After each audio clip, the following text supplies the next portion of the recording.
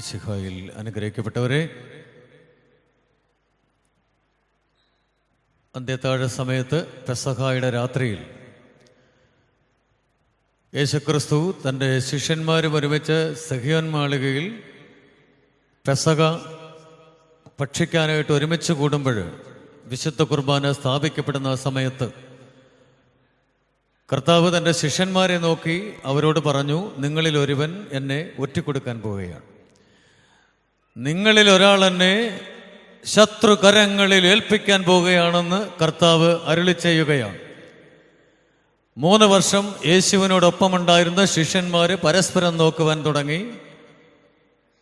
എല്ലാ സമയത്തും യേശുവിനോടൊപ്പമായിരുന്നവർ കർത്താവിൻ്റെ വചനങ്ങൾ ശ്രവിക്കുകയും അവിടുന്ന് നൽകിയ അടയാളങ്ങൾ കാണുകയും ചെയ്ത ശിഷ്യന്മാർ വളരെയധികം ആകുലപ്പെടുന്നു, നൊമ്പരപ്പെടുന്നു. അവർ പരസ്പരം ചോദിക്കുകയാണ്, ആരാണ് നമ്മൾ ദൈവത്തെ, യേശുവിനെ ഒറ്റിക്കൊടുക്കാൻ പോവുക? ഓരോരുത്തരും പരസ്പരം ചോദിച്ചു. പത്രോസ് യേശുവിനോട് ചോദിച്ചു, കർത്താവേ, അങ്ങയെ ആരാണ് ഒറ്റിക്കൊടുക്കുക? 11 ശിഷ്യന്മാരുടെയും ചോദ്യങ്ങൾക്ക് ഉത്തരം ലഭിച്ചില്ല. 12 ശിഷ്യന്മാരും യേശുവിനോട് ചേർന്നിരുന്നു. 11 പേരുടെ ചോദ്യങ്ങൾക്കും ഉത്തരം ലഭിച്ചില്ല എന്ന് കണ്ടപ്പോൾ ഈ ചോദ്യത്തിന് ഉത്തരം നൽകാൻ നമ്മുടെ കൂട്ടത്തിൽ ഒരാളുണ്ട് എന്ന് പത്രോസ് തിരിച്ചറിഞ്ഞു. പത്രോസേ, നീ പാറയാകുന്നു, ഈ പാറമേൽ എൻ്റെ പള്ളിയെ ഞാൻ പണിയും, സഭയെ ഞാൻ സ്ഥാപിക്കുമെന്ന് അരുളി ചെയ്ത നരക കവാടങ്ങൾ ഇതിനെതിരെ പ്രബലപ്പെടുകയില്ല എന്ന് പ്രഖ്യാപിച്ച യേശുക്രിസ്തുവിന്റെ മുൻപിൽ സഭയുടെ തലവനായി തിരഞ്ഞെടുക്കപ്പെട്ട പത്രോസ് ചോദിച്ചിട്ട് പോലും കർത്താവ് ഉത്തരമരുളാത്തൊരു സമയത്ത് പത്രോസ് യോഹന്നാനോട് പറഞ്ഞു, യേശു സ്നേഹിച്ചിരുന്നു എന്ന് പറയുന്ന ഏറ്റവും കൂടുതൽ സ്നേഹിച്ചിരുന്ന ശിഷ്യൻ യോഹന്നാനോട് പറഞ്ഞു, നീ ചോദിക്കുക. ദൈവവചനം പഠിപ്പിക്കുന്നു, യേശുക്രിസ്തുവിന്റെ വക്ഷസിൽ ചാരിക്കിടന്നവൻ, യേശുവിന്റെ നെഞ്ചിൽ അമർന്നിരുന്നവൻ ശിരസുയർത്തി കർത്താവിന്റെ താടിയിൽ സ്പർശിച്ച് അവിടുത്തോട് ചോദിച്ചു, കണ്ണുകളിലേക്ക് ഉറ്റുനോക്കി ചോദിച്ചു, കർത്താവെ, അങ്ങയെ ആരാണ് ഒറ്റിക്കൊടുക്കുക? നമുക്ക് കാണാൻ സാധിക്കുക, പത്രോസാകുന്ന പാറ ചോദിച്ചിട്ട് പോലും മിണ്ടാതിരുന്ന യേശു ആ സമയത്ത് കർത്താവ് തന്റെ വായു തുറക്കുകയും നാവ് ചലിക്കുകയും ചെയ്യുകയാണ്. അവിടെ അരുളി ചെയ്തു, ഈ അപ്പം ആർക്ക് നൽകുന്നുവോ അവൻ എന്നെ ഒറ്റിക്കൊടുക്കാൻ പോവുകയാണ്. അവിടുന്ന് അപ്പമെടുത്ത് വീഞ്ഞിൽ മുക്കി ആശീർവദിച്ച് യൂദാസിന് കൊടുക്കുകയാണ്. യൂദാസ് അത് സ്വീകരിച്ചു. അതിനുശേഷമുള്ളതെല്ലാം ചരിത്രമാണ്, നമുക്കറിയാം. അവിടെ നിന്ന് ഇറങ്ങിയവൻ ശത്രുക്കളുമായി ഗത്സമേൻ തോട്ടത്തിലേക്ക് കടന്നു വന്ന് കർത്താവായ യേശുക്രിസ്തുവിനെ സ്നേഹചുംബനം നൽകി ഒറ്റിക്കൊടുക്കുകയാണ്. ലോക ചരിത്രം കണ്ടിട്ടുള്ളതിൽ ഏറ്റവും വലിയ ചതി നടക്കുകയാണ്. ഉമ്മ നൽകി തൻ്റെ പ്രിയപ്പെട്ട ഗുരുവിനെ, ദൈവപുത്രനായ ക്രിസ്തുവിനെ ഒറ്റിക്കൊടുത്തിട്ട് യൂദാസ് പിൻവാങ്ങുകയാണ്. അത് ചരിത്രമാണ്. ഇവിടെ നമ്മുടെ മുൻപിലുള്ള ചോദ്യം, കുടുമൺ ഇടവകയിലെ ഇടവക ജനത്തിന്റെ മുൻപിലുള്ള ചോദ്യം ഇതാണ്: എന്തുകൊണ്ട് പത്രോസും യാക്കോബും ആന്ത്രയോസും തോമസും നഥാനിയേലും മുതലായ ശിഷ്യന്മാർ ചോദിച്ചിട്ടും ഉത്തരം പറയാതെ യോഹന്നാൻ ശ്ലീഹ ചോദിച്ചപ്പോൾ മാത്രം ദൈവം എന്തിന് ഉത്തരം പറയാൻ തയ്യാറായി? ഇവിടെ ഈ ചോദ്യം പ്രസക്തമാണ്. വചനം നമ്മളെ പഠിപ്പിക്കുന്നുണ്ട്, കർത്താവിൻ്റെ നെഞ്ചിൽ ചാരിക്കിടന്നവൻ, യേശുവിൻ്റെ വക്ഷസിൽ ചാരിക്കിടന്നവൻ, കർത്താവിൻ്റെ നെഞ്ചോട് ചേർന്നിരുന്നവൻ, ദൈവത്തിൻ്റെ ഹൃദയ താളം തിരിച്ചറിഞ്ഞവൻ, ദൈവത്തോട് ചേർന്ന് അപ്പിപ്പിടിച്ചിരുന്നവൻ, അവൻ ശിരസുയർത്തി കർത്താവിനോട് ചോദിച്ചപ്പോൾ ഉത്തരം നൽകാതിരിക്കാൻ ദൈവത്തിന് അസാധ്യമായിരുന്നു. മാരകമായ രോഗങ്ങൾക്ക് വിധേയരായി കർത്താവിന്റെ തിരുസന്നിധിയിൽ പ്രാർത്ഥിച്ച് ദൈവത്തിന്റെ നെഞ്ചോട് ചേർന്ന് നിന്ന് ചോദിക്കുന്നവർക്കാണ് ദൈവം സൗഖ്യം നൽകിക്കൊണ്ടിരിക്കുന്നത്. മേശയ്ക്ക് ചുറ്റുമിരുന്ന് പെസഹ ഭക്ഷിച്ചാൽ പറ്റില്ല. കർത്താവിൻ്റെ ഹൃദയത്തോട് ചേർന്നിരിക്കണം. എനിക്ക് നിങ്ങളോട് ആദ്യം സൂചിപ്പിക്കാനുള്ളത് ഇതാണ്. നമ്മുടെ കുടുംബ മഹിമയോ നമ്മുടെ പ്രൗഢിയോ നമുക്കുള്ള സർവ്വതമോ ഇതൊന്നും ദൈവത്തോട് നമ്മെ അടുപ്പിക്കത്തില്ല. നമ്മൾ സമൂഹത്തിൽ പ്രശസ്തനായിരിക്കാം, സമ്പത്ത് നമുക്കുണ്ടായിരിക്കാം, പ്രഗത്ഭരായിട്ടുള്ള മക്കൾ നമുക്കുണ്ടായിരിക്കാം, നമുക്ക് പേരും പെരുമയും ഉണ്ടായിരിക്കാം, ഗ്രാനേറ്റിട്ട വലിയ കല്ലറകൾ നമുക്കായി ഒരുക്കിയിരിക്കാം. പക്ഷേ ഇതൊന്നും ദൈവത്തിൻ്റെ അനുഗ്രഹം വാങ്ങിച്ചെടുക്കാനുള്ള സമയമല്ല, വാങ്ങിച്ചെടുക്കാനുള്ള സ്ഥാനങ്ങളല്ല, കാരണങ്ങളല്ല. മറിച്ച് ദൈവത്തിൻ്റെ അനുഗ്രഹം വാങ്ങിച്ചെടുക്കാനുള്ള കാരണങ്ങൾ, കുടുംബത്തിൽ സമാധാനവും ശാന്തിയും ഉണ്ടാകണമെങ്കിൽ, രോഗങ്ങൾ സൗഖ്യപ്പെടണമെങ്കിൽ, ഈ ഭൂമിയിൽ ജീവിച്ചിരിക്കുന്ന സമയത്ത് മക്കളുമായി ഒരുമിച്ച് സന്തോഷപൂർവ്വം ദൈവസന്നിധിയിലായിരിക്കണമെങ്കിൽ, ദൈവത്തിൻ്റെ നെഞ്ചിൽ വസിക്കാൻ മാതാപിതാക്കൾ മക്കളുമായി കർത്താവിൻ്റെ സന്നിധിയിലേക്ക് പ്രവേശിക്കണമെന്നാണ് രാത്രിയിൽ ആദ്യം എനിക്ക് നിങ്ങളോട് പറയുവാനുള്ളത്. എന്തുകൊണ്ടാണ് ഈ പ്രദേശം ശൂന്യമായി കിടക്കുന്നത്? പഠിക്കുന്ന കുട്ടികളുണ്ട്, വിവിധ സ്കൂളുകളിൽ പഠിച്ചുകൊണ്ടിരിക്കുന്ന കുട്ടികളുണ്ട്. ഇവരാണ് ഈ ദൈവത്തിന്റെ വചനം കേൾക്കേണ്ടത്. മാറ്റങ്ങൾ ഉണ്ടാകുന്ന നമ്മുടെ ഇടയിലാണ്. കുഞ്ഞുങ്ങളെ വീട്ടിലിരുത്തിയിട്ടല്ല പള്ളിയിലേക്ക് പ്രവേശിക്കേണ്ടത്, മറിച്ച് ദൈവത്തിന്റെ തിരുവചനം സ്വീകരിച്ചുകൊണ്ട് കർത്താവിന്റെ ഹൃദയത്തിൽ വസിക്കുന്ന ഒരു തലമുറയ്ക്ക് ജന്മം കൊടുക്കുക എന്നുള്ളത് മാതാപിതാക്കളെ നിങ്ങളുടെ കടമയാണെന്ന് ദൈവം നിങ്ങളെ ഓർമ്മിപ്പിക്കുകയാണ്. Hallelujah, hallelujah, hallelujah. തമ്പുരാന്റെ സന്നിധിയിൽ നമുക്ക് സമർപ്പിക്കാം. നമുക്ക് എല്ലാവർക്കും ഒന്ന് കണ്ണുകളടച്ച് കർത്താവിന്റെ സന്നിധിയിൽ നമ്മുടെ ഇടവകയെ സമർപ്പിക്കാം, നമ്മുടെ കുടുംബത്തെ സമർപ്പിക്കാം. ഈശോയുടെ ഹൃദയത്തോട് നമ്മുടെ കുടുംബങ്ങളെ വയ്ക്കാം.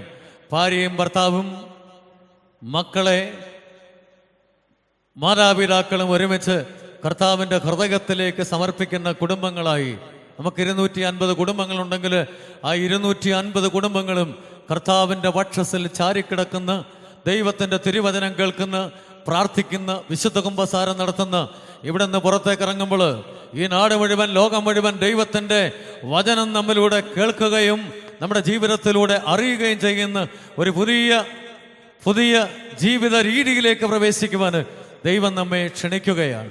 കർത്താവിൻ്റെ സന്നിധിയിൽ നമുക്ക് നമ്മുടെ കുടുംബങ്ങളെ സമർപ്പിക്കാം. ദൈവത്തിൻ്റെ സന്നിധിയിൽ സമർപ്പിച്ചുകൊണ്ട് കർത്താവിൻ്റെ സന്നിധിയിൽ നമ്മുടെ കുടുംബങ്ങളെ, നമ്മുടെ കുഞ്ഞുങ്ങളെ, നമ്മുടെ മാതാപിതാക്കളെ, ജീവിത പങ്കാളിയെ സമർപ്പിക്കുക. യേശുവിൻ്റെ ഹൃദയത്തിൽ, യേശുവിൻ്റെ നെഞ്ചിൽ അമർന്ന് ജീവിക്കുന്ന ഒരു സമൂഹമാണ് ഇവിടെ ഒരുങ്ങിയിറങ്ങേണ്ടത്. ഒരു സമൂഹമാണ് ഇന്ന് അത്യാവശ്യമായിട്ട് വരുന്നത്. ആ കർത്താവിൻ്റെ സന്നിധിയിൽ നമുക്ക് സമർപ്പിക്കാം.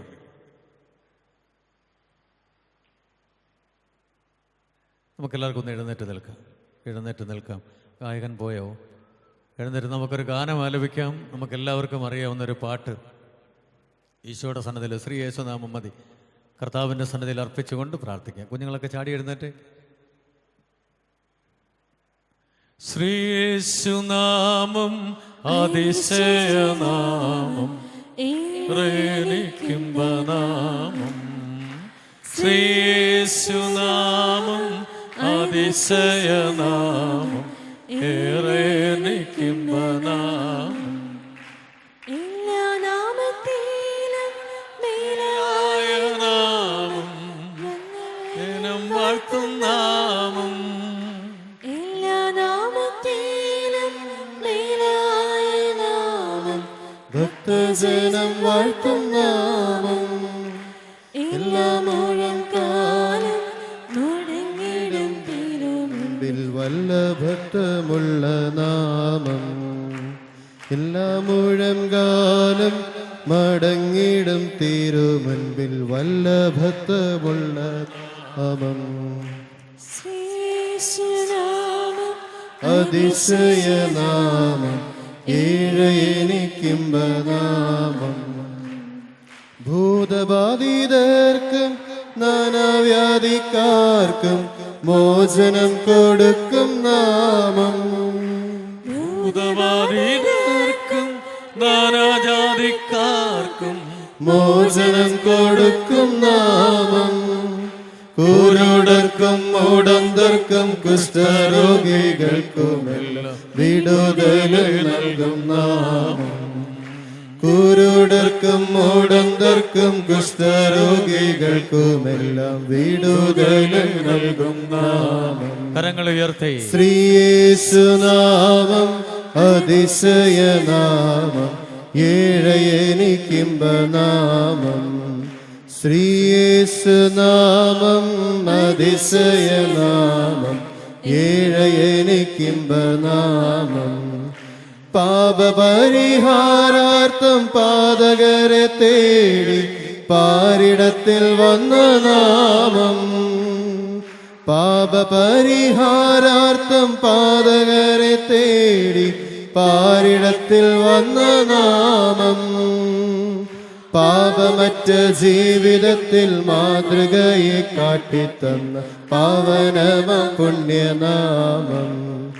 പാപമറ്റ ജീവിതത്തിൽ മാതൃകയെ കാട്ടിത്തന്ന പാവനമ പുണ്യനാമം. ശ്രീയേശുനാമം അതിശയനാമം, ഏഴയനിക്കിമ്പനാമം. ശ്രീയേശുനാമം അതിശയനാമം, ഏഴയനിക്കിമ്പനാമം. എണ്ണമില്ല പാപം എന്നിൽ നിന്നും നീക്കാൻ എന്നിൽ കനിഞ്ഞ നാമം. എണ്ണമില്ല പാപം എന്നിൽ നിന്നു നീക്കാൻ. കർത്താവിന്റെ സന്നിധിയിൽ കരങ്ങൾ ഉയർത്തി എല്ലാവരും നിൽക്കുക, ഇരിക്കല്ലേ, എഴുന്നേറ്റ് പ്രാർത്ഥിക്കാം. കരങ്ങൾ ഉയർത്തി കർത്താവിനെ നമുക്ക് സ്തുതിക്കാം. ദൈവസന്നിധിയിൽ നമ്മുടെ കുടുംബത്തെ സമർപ്പിക്കാം. കർത്താവിൻ്റെ സന്നിധിയിൽ സമർപ്പിച്ചുകൊണ്ട് നമുക്ക് ദൈവത്തെ ഒന്ന് സ്തുതിക്കാം. കർത്താവിൻ്റെ ഹൃദയത്തിലേക്ക് നമ്മുടെ കുഞ്ഞുങ്ങളെ നമുക്ക് സമർപ്പിച്ചുകൊണ്ട് പ്രാർത്ഥിക്കാം. ദൂരദേശങ്ങളിലായിരിക്കും നമ്മുടെ പ്രിയപ്പെട്ടവരെ കർത്താവിൻ്റെ സിരസന്നിധിയിൽ സമർപ്പിച്ചുകൊണ്ട് പ്രാർത്ഥിക്കാം. സ്വദേശത്തും ദൂരങ്ങളിലുമായി പഠന മേഖലകളിലായിരിക്കുന്ന മക്കളെ സമർപ്പിച്ചുകൊണ്ട് പ്രാർത്ഥിക്കുക. മാരക രോഗത്തിനടിമകളായി ദൈവത്തോട് കൃപയ്ക്കായി കരുണയ്ക്കായി അപേക്ഷിക്കുന്ന മക്കളെ സമർപ്പിച്ചുകൊണ്ട് പ്രാർത്ഥിക്കാം. പ്രവാസികളായിട്ടുള്ള നമ്മുടെ പ്രിയപ്പെട്ട കുഞ്ഞുങ്ങളെയും കുടുംബനാഥന്മാരെ സമർപ്പിച്ചുകൊണ്ട് നമുക്ക് പ്രാർത്ഥിക്കാം. Hallelujah, hallelujah, hallelujah. ഉറക്കെ സ്തുതിക്കുക. കർത്താവിൻ്റെ സന്നിധിയിൽ സമർപ്പിച്ചുകൊണ്ട് സ്തുതിക്കുക. ദൈവത്തിൻ്റെ സന്നിധിയിൽ സമർപ്പിച്ചുകൊണ്ട് സ്തുതിക്കുക. എല്ലാവിധമായ കൃപകളും കൊണ്ട് നമ്മുടെ കുഞ്ഞുങ്ങൾ നിറയുവാൻ വേണ്ടി പ്രാർത്ഥിക്കുക. Hallelujah, hallelujah, hallelujah, hallelujah.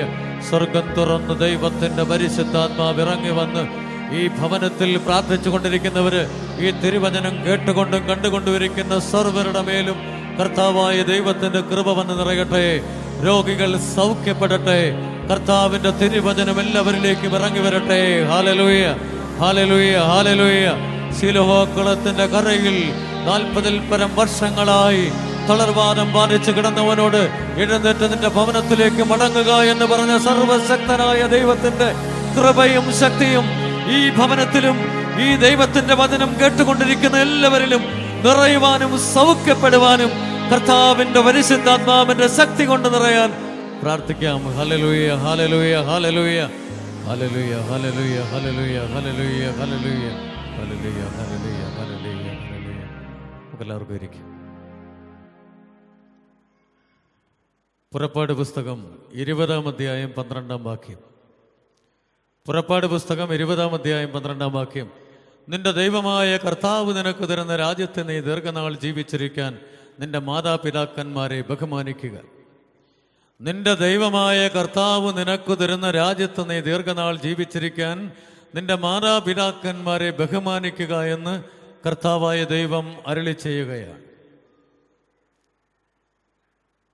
ഇത് 10 കൽപ്പനകളിൽ 4-ാമത്തെ കൽപ്പനയാണ്. ഈജിപ്തിന്റെ അടിമത്തത്തിൽ ഇസ്രായേൽ ജനത്തെ മോചിപ്പിച്ച് ചെങ്കടൽ കടത്തി. ചെങ്കടൽ ഇസ്രായേലിന്റെ മുൻപിൽ പിളർന്നു മാറുകയാണ്. അനേക സംവത്സരങ്ങൾ മരുഭൂമിയിലൂടെ യാത്ര ചെയ്ത് ദൈവം പകൽ മേഘത്തൂണായും രാത്രിയിൽ അഗ്നിത്തൂണായും പ്രത്യക്ഷപ്പെട്ടു. ദാഹിച്ച് വലഞ്ഞ ജനത്തിന് ദൈവം പാറ പിളർന്ന് ജലം നൽകുകയാണ്. ആകാശത്ത് നിന്ന് കാടപ്പക്ഷിയും മന്നയും പൊഴിച്ചു കൊടുത്ത് അവസാനം പാനും തേനും ഒഴുകുന്ന കനാൻ ദേശത്തേക്ക് പ്രവേശിക്കുന്നതിന് തൊട്ട് മുൻപ് യഹോവയായ ദൈവം സീനായി മലയുടെ മുകളിലേക്ക് മോശയെ ക്ഷണിക്കുകയാണ്. 40 രാവും 40 പകലും പ്രവാചകനായ മോശ ദൈവവുമായി സംസാരിച്ച് അവസാനം ദൈവം 2 കൽപ്പലകകളിൽ 10 കൽപ്പനകൾ എഴുതി നൽകുകയാണ്. നിന്റെ ദൈവമായ കർത്താവ് ഞാനാകുന്നു, ഞാനല്ലാതെ മറ്റു ദൈവം നിനക്കുണ്ടാകരുത്. കർത്താവിന്റെ നാമം വൃഥാ ഉപയോഗിക്കരുത്. കർത്താവിന്റെ ദിവസം പരിശുദ്ധമായിട്ട് ആചരിക്കണം. ദൈവവും മനുഷ്യനുമായിട്ടുള്ള ഈ കൽപ്പനകള് ദൈവം ആദ്യത്തെ കൽപ്പലകയിൽ എഴുതുകയാണ്. 2ാമത്തെ കൽപ്പലകയിൽ നിന്റെ ദൈവമായ കർത്താവ് നിനക്ക് തരുന്ന രാജ്യത്ത് നീ ദീർഘനാൾ ജീവിച്ചിരിക്കാൻ നിന്റെ മാതാവിനെയും പിതാവിനെയും ബഹുമാനിക്കണമെന്ന് തുടങ്ങി ശേഷിക്കുന്ന 7 കൽപ്പനകൾ ദൈവം തന്റെ വിരലുകൾ കൊണ്ടെഴുതി എന്നാണ് ദൈവശാസ്ത്രജ്ഞന്മാർ പറയുക. ഇസ്രായേൽ ജനത്തിന് പരിശുദ്ധിയോട് ജീവിക്കാൻ ദൈവത്തിന്റെ അനുഗ്രഹം അവരുടെ കുടുംബങ്ങളിൽ ഉണ്ടാകുവാൻ വേണ്ടി ദൈവം നൽകിയ കൽപ്പനയാണ്. അതിലെ 4ാമത്തെ കൽപ്പന നമ്മുടെ കുടുംബങ്ങളെ ശക്തിപ്പെടുത്താൻ, ബലപ്പെടുത്താൻ ദൈവത്തിന്റെ തിരുസന്നിധിയിൽ സമർപ്പിക്കുവാൻ വേണ്ടി ദൈവം നൽകിയതാണ്. നിന്റെ ദൈവമായ കർത്താവ് നിനക്ക് തരുന്ന രാജ്യത്ത് നീ ദീർഘനാൾ ജീവിച്ചിരിക്കാൻ നിന്റെ മാതാപിതാക്കന്മാരെ ബഹുമാനിക്കുക. മാതാപിതാക്കന്മാരെ ബഹുമാനിക്കണം. നമ്മള് വേദപാഠ ക്ലാസ്സുകളിലൊക്കെ പഠിക്കുന്നുണ്ട്, മാതാപിതാക്കൾ കാണപ്പെട്ട ദൈവമാണ്. ദൈവത്തെ കാണിച്ചു കൊടുക്കുന്നവരാണ് മാതാപിതാക്കൾ. ദൈവത്തെ കാണിച്ചു കൊടുക്കുന്ന മാതാപിതാക്കൾ ജന്മം കൊണ്ട് കഴിയുമ്പോൾ ഈ ദേവാലയം മക്കളെ കൊണ്ടും മാതാപിതാക്കളെ കൊണ്ടും നിറയും. ഇതാണ് ആദ്യം ആവശ്യം. ദൈവസന്നിധിയിലേക്ക് ചേർന്ന് നിൽക്കാനും ദൈവത്തെ തങ്ങളുടെ ജീവിതത്തിലൂടെ കാണിച്ചു കൊടുക്കാനും ദൈവം നമുക്ക് നൽകുന്ന അവസരങ്ങൾ ഉപയോഗിക്കുവാനായിട്ട് ദൈവം നമ്മയോട് ആവശ്യപ്പെടുകയാണ്. Hallelujah, hallelujah, hallelujah, hallelujah. ലോകപ്രശസ്തമായ റോമൻ സാമ്രാജ്യവും ബാബിലോൺ സാമ്രാജ്യവും തകർന്നടിഞ്ഞത് എന്തുകൊണ്ടാണ്? മനുഷ്യരിൽ ദൈവചിന്ത നഷ്ടപ്പെടുകയും സുഖലോലുപതയിൽ മനുഷ്യൻ ലയിച്ചു ചേരുകയും ജഡികാസക്തികൾക്കും മധുരോത്സവത്തിനും മനുഷ്യൻ തന്നെ വിട്ടുകൊടുക്കുകയും ദൈവത്തിൽ നിന്ന് അകന്ന് എല്ലാവിധമായ കൽപ്പനകളും ലംഘിച്ചുകൊണ്ട് വലിയ തീഷ്ണമായ ആസക്തികളിൽ മുഴുകാൻ മനുഷ്യൻ തുടങ്ങിയപ്പോൾ, ദൈവത്തെ മറന്നു തുടങ്ങിയപ്പോഴാണ് ബാബിലോൺ സാമ്രാജ്യവും റോമൻ സാമ്രാജ്യവും നിമിഷങ്ങൾ കൊണ്ട് നിലം പതിക്കുന്നതിന്റെ കാരണമതാ. ഇന്ന് നമ്മുടെ ഇടയിലൂടെ കടന്നു വരുമ്പോൾ നമുക്ക് കാണാൻ സാധിക്കുന്ന ഒരുപാട് കാര്യങ്ങളുണ്ട്. വിചിത്രമായിട്ടുള്ള ഒത്തിരി കാര്യങ്ങൾ നമുക്ക് കാണാൻ സാധിക്കും.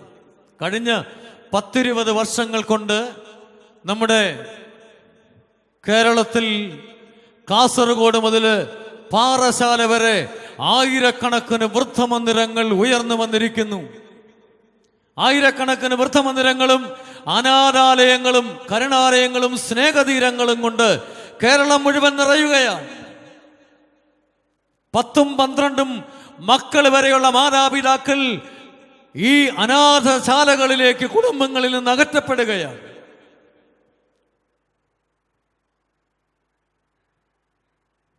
ദൈവസന്നിധിയിൽ നിന്ന് മനുഷ്യൻ അകന്നുകൊണ്ട് നിൽക്കുകയാണ്, അകന്നിരിക്കുകയാണ്. ഇന്ന് മനുഷ്യന് പ്രാർത്ഥിക്കാനായിട്ടുള്ള സമയമില്ല. ജഡികാസക്തികളിൽ മനുഷ്യൻ മുഴുകുകയാണ്. മൊബൈൽ ഫോൺ, ഇന്റർനെറ്റിലൂടെ, മൊബൈൽ ഫോണിലൂടെ, വാട്സപ്പിലൂടെ, ഫേസ്ബുക്കിലൂടെ വിരൽത്തുമ്പിൽ തിന്മ കടന്നു വരികയാണ്.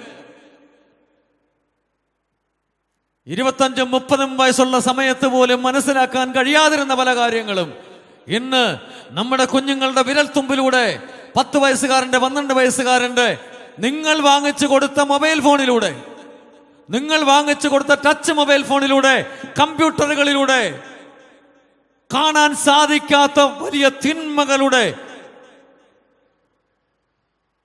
പടങ്ങളും വീഡിയോകളും 12കാരന്റെ മനസ്സിൽ പോലും എത്തിക്കുന്ന രീതിയിൽ ഇന്ന് ലോകം അധപ്പതിച്ചു കൊണ്ടിരിക്കുകയാണ്. മാതാപിതാക്കൾക്ക് ഇത് കാണാൻ സമയമില്ല. മാതാപിതാക്കൾ ഇത് ശ്രദ്ധിക്കുന്നില്ല. മറിച്ച് നാനാവിധത്തിലുള്ള തിന്മകൾ കടന്നു വരുമ്പോൾ നന്മയ്ക്കായിട്ട് ഉപയോഗിക്കേണ്ട മൊബൈൽ ഫോണും വാട്സാപ്പും ഫേസ്ബുക്കും ഇന്റർനെറ്റും തിന്മകൾക്കുള്ള അവസരമായി നമ്മുടെ കുഞ്ഞുങ്ങളുടെ മുമ്പിൽ തുറന്നിട്ടിരിക്കുകയാണ്. പല ടൗണുകളും സിറ്റികളും സാത്താൻ സേവ കൊണ്ട് നിറഞ്ഞിരിക്കുകയാണ്. ബ്ലാക്ക് മാസിന് വഴിമാറിക്കൊടുത്തുകൊണ്ടിരിക്കുകയാണ്. വേദപാഠം പഠിപ്പിക്കേണ്ട സമയത്ത് സൺഡേ സ്കൂൾ പഠിച്ചുകൊണ്ടിരിക്കുന്ന കുട്ടികൾ പലരും ദേവാലയത്തിലേക്ക് കടന്നു വരാനോ വിശ്വാസ പരിശീലനത്തിന് കടന്നു വരാനോ കഴിയുന്നതിന് പകരം ട്യൂഷൻ സെന്ററുകളിലും മറ്റു പല സ്ഥലങ്ങളിലേക്ക് കുഞ്ഞുങ്ങൾ പിന്മാറുകയാണ്. കുടുംബങ്ങൾക്കുള്ളിൽ മാതാപിതാക്കൾക്ക് മക്കളെ ശ്രദ്ധിക്കാൻ സമയമില്ലാത്തൊരവസരമായി മാറിയിരിക്കുന്നു. മൊബൈൽ ഫോണുകൾ അവർക്ക് വാങ്ങിച്ചു കൊടുത്തിട്ട് സ്വന്തം കാര്യങ്ങളിലേക്ക് പിന്മാറുന്ന മാതാപിതാക്കളെയാണ് നമുക്ക് കാണാൻ സാധിക്കുക. ഏതൊക്കെയോ അതിശക്തമായ തഴക്കങ്ങൾക്കും ദോഷങ്ങൾക്കും ആസക്തികൾക്കും അടിമപ്പെട്ട രീതിയിൽ ഇന്ന് മനുഷ്യൻ മുൻപോട്ട് പോയിക്കൊണ്ടിരിക്കുകയാണ്. തിന്മകള് നമ്മുടെ ഭവനങ്ങളെ വിഴുങ്ങിക്കൊണ്ടിരിക്കുകയാണ്. പ്രാർത്ഥന കൂട്ടായ്മയ്ക്ക് പോകാൻ നമുക്ക് സമയമില്ല. വീട്ടിൽ നിന്ന് ആരെങ്കിലും 1-2 പേരെ വിടും. നമ്മുടെ പൂർവികരായ നമ്മുടെ അമ്മമാരും അപ്പന്മാരും ഒക്കെ കുടുംബത്തിന്റെ പ്രധാന വാതിൽ അടച്ച് പൂട്ടി മക്കളെയും കുഞ്ഞുങ്ങളുമായി പ്രാർത്ഥനാ കൂട്ടായ്മകളിലേക്ക് ഒരുമിച്ച് പോയി ദൈവത്തെ വിളിച്ച് പ്രാർത്ഥിക്കുന്ന കാലഘട്ടം. വെള്ളിയാഴ്ച പ്രാർത്ഥനകളിൽ അമ്മമാരെ കൊണ്ട് നിറഞ്ഞുകൊണ്ടിരുന്നൊരു കാലഘട്ടം.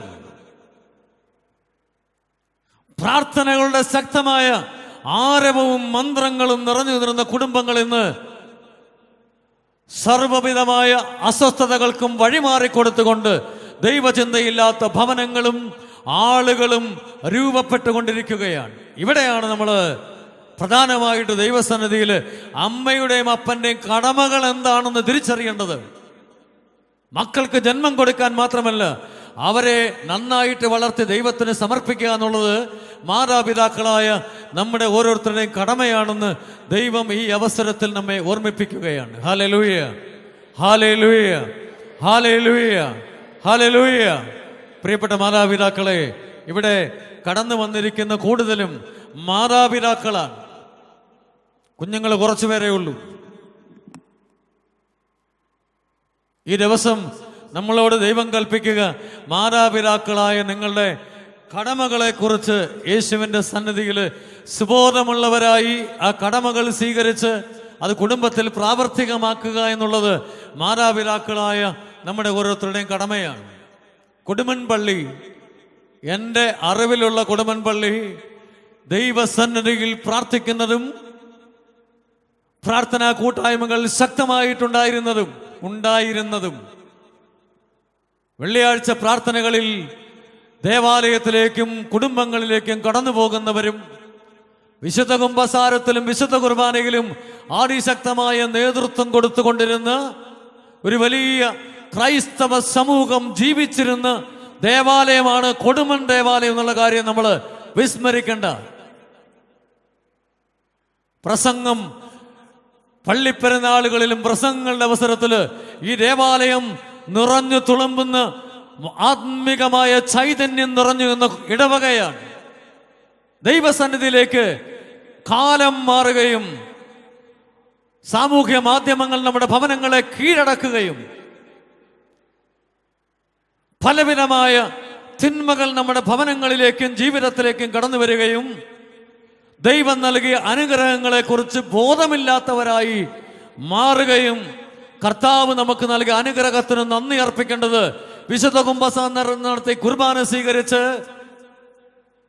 പ്രാർത്ഥിച്ച് എളിമയുള്ള ഹൃദയത്തോടെ ദൈവസന്നിധിയിൽ ജീവിച്ച് ദൈവവചനം വായിച്ച് പഠിച്ച് രാത്രിയുടെ യാമങ്ങളിൽ കർത്താവിന്റെ സന്നിധിയിൽ മുട്ടുകൾ മടക്കി ദൈവത്തെ സ്തുതിച്ചുകൊണ്ടാണെന്നുള്ള സത്യം നമ്മൾ മറക്കുകയും ദൈവസന്നിധിയിൽ നിന്ന് അകന്നു നിൽക്കുകയും ചെയ്യുന്നത് കൊണ്ടാണ് ഒരാത്മീകമായ പ്രഭാവലയം നമ്മുടെ കുടുംബങ്ങളിൽ നിന്ന് അകന്നു പോവുക. ഇന്ന് ദൈവം നമ്മോട് ആവശ്യപ്പെടുന്നത് ആ ഒരു ആത്മീകതയിലേക്ക് തിരിച്ചു വരാനാണ്. ഒരു വലിയ ദേവാലയം നമുക്ക് നൽകി, ഒരുപാട് അനുഗ്രഹങ്ങളും നന്മകൾ കൊണ്ട് നമ്മുടെ ഇടവകയെയും നമ്മുടെ കുടുംബങ്ങളെയും ദൈവം നിറച്ചു. ആ സമയത്ത് എളിമയുള്ള ഹൃദയത്തോടെ കർത്താവിൻ്റെ സന്നിധിയിലേക്ക് കൂടുതൽ കൂടുതൽ അടുത്തു വരാനും ചേർന്നു നിൽക്കാനും ദൈവത്തെ സ്തുതിക്കാനുമുള്ള ഒരു അനുഭവമായിട്ട് ഈ ദിവസങ്ങളെ കാണാനാണ് ദൈവം നമ്മെ പ്രത്യേകമായിട്ട് ക്ഷണിക്കുകയും ദൈവം നമുക്ക് അനുഗ്രഹങ്ങൾ നൽകുകയും ചെയ്യുക. പ്രിയപ്പെട്ടവരെ, അതുകൊണ്ട് കർത്താവിൻ്റെ സന്നിധിയിൽ സമർപ്പിച്ചുകൊണ്ട് ഞാനിന്ന് മാതാപിതാക്കളുടെ കടമകളെ കുറിച്ച് പറയാനാണ് ഉദ്ദേശിക്കുക. കാരണം ഒരു കുടുംബം നിലനിൽക്കുന്നത്, കുടുംബങ്ങളിൽ എല്ലാവിധമായ ചൈതന്യങ്ങളും കടന്നു വരുന്നത് മാതാപിതാക്കൾ നല്ല ശിക്ഷണം കൊടുത്ത് നമ്മുടെ കുഞ്ഞുങ്ങളെ വളർത്താൻ പ്രാപ്തരാകുമ്പോഴാണ്.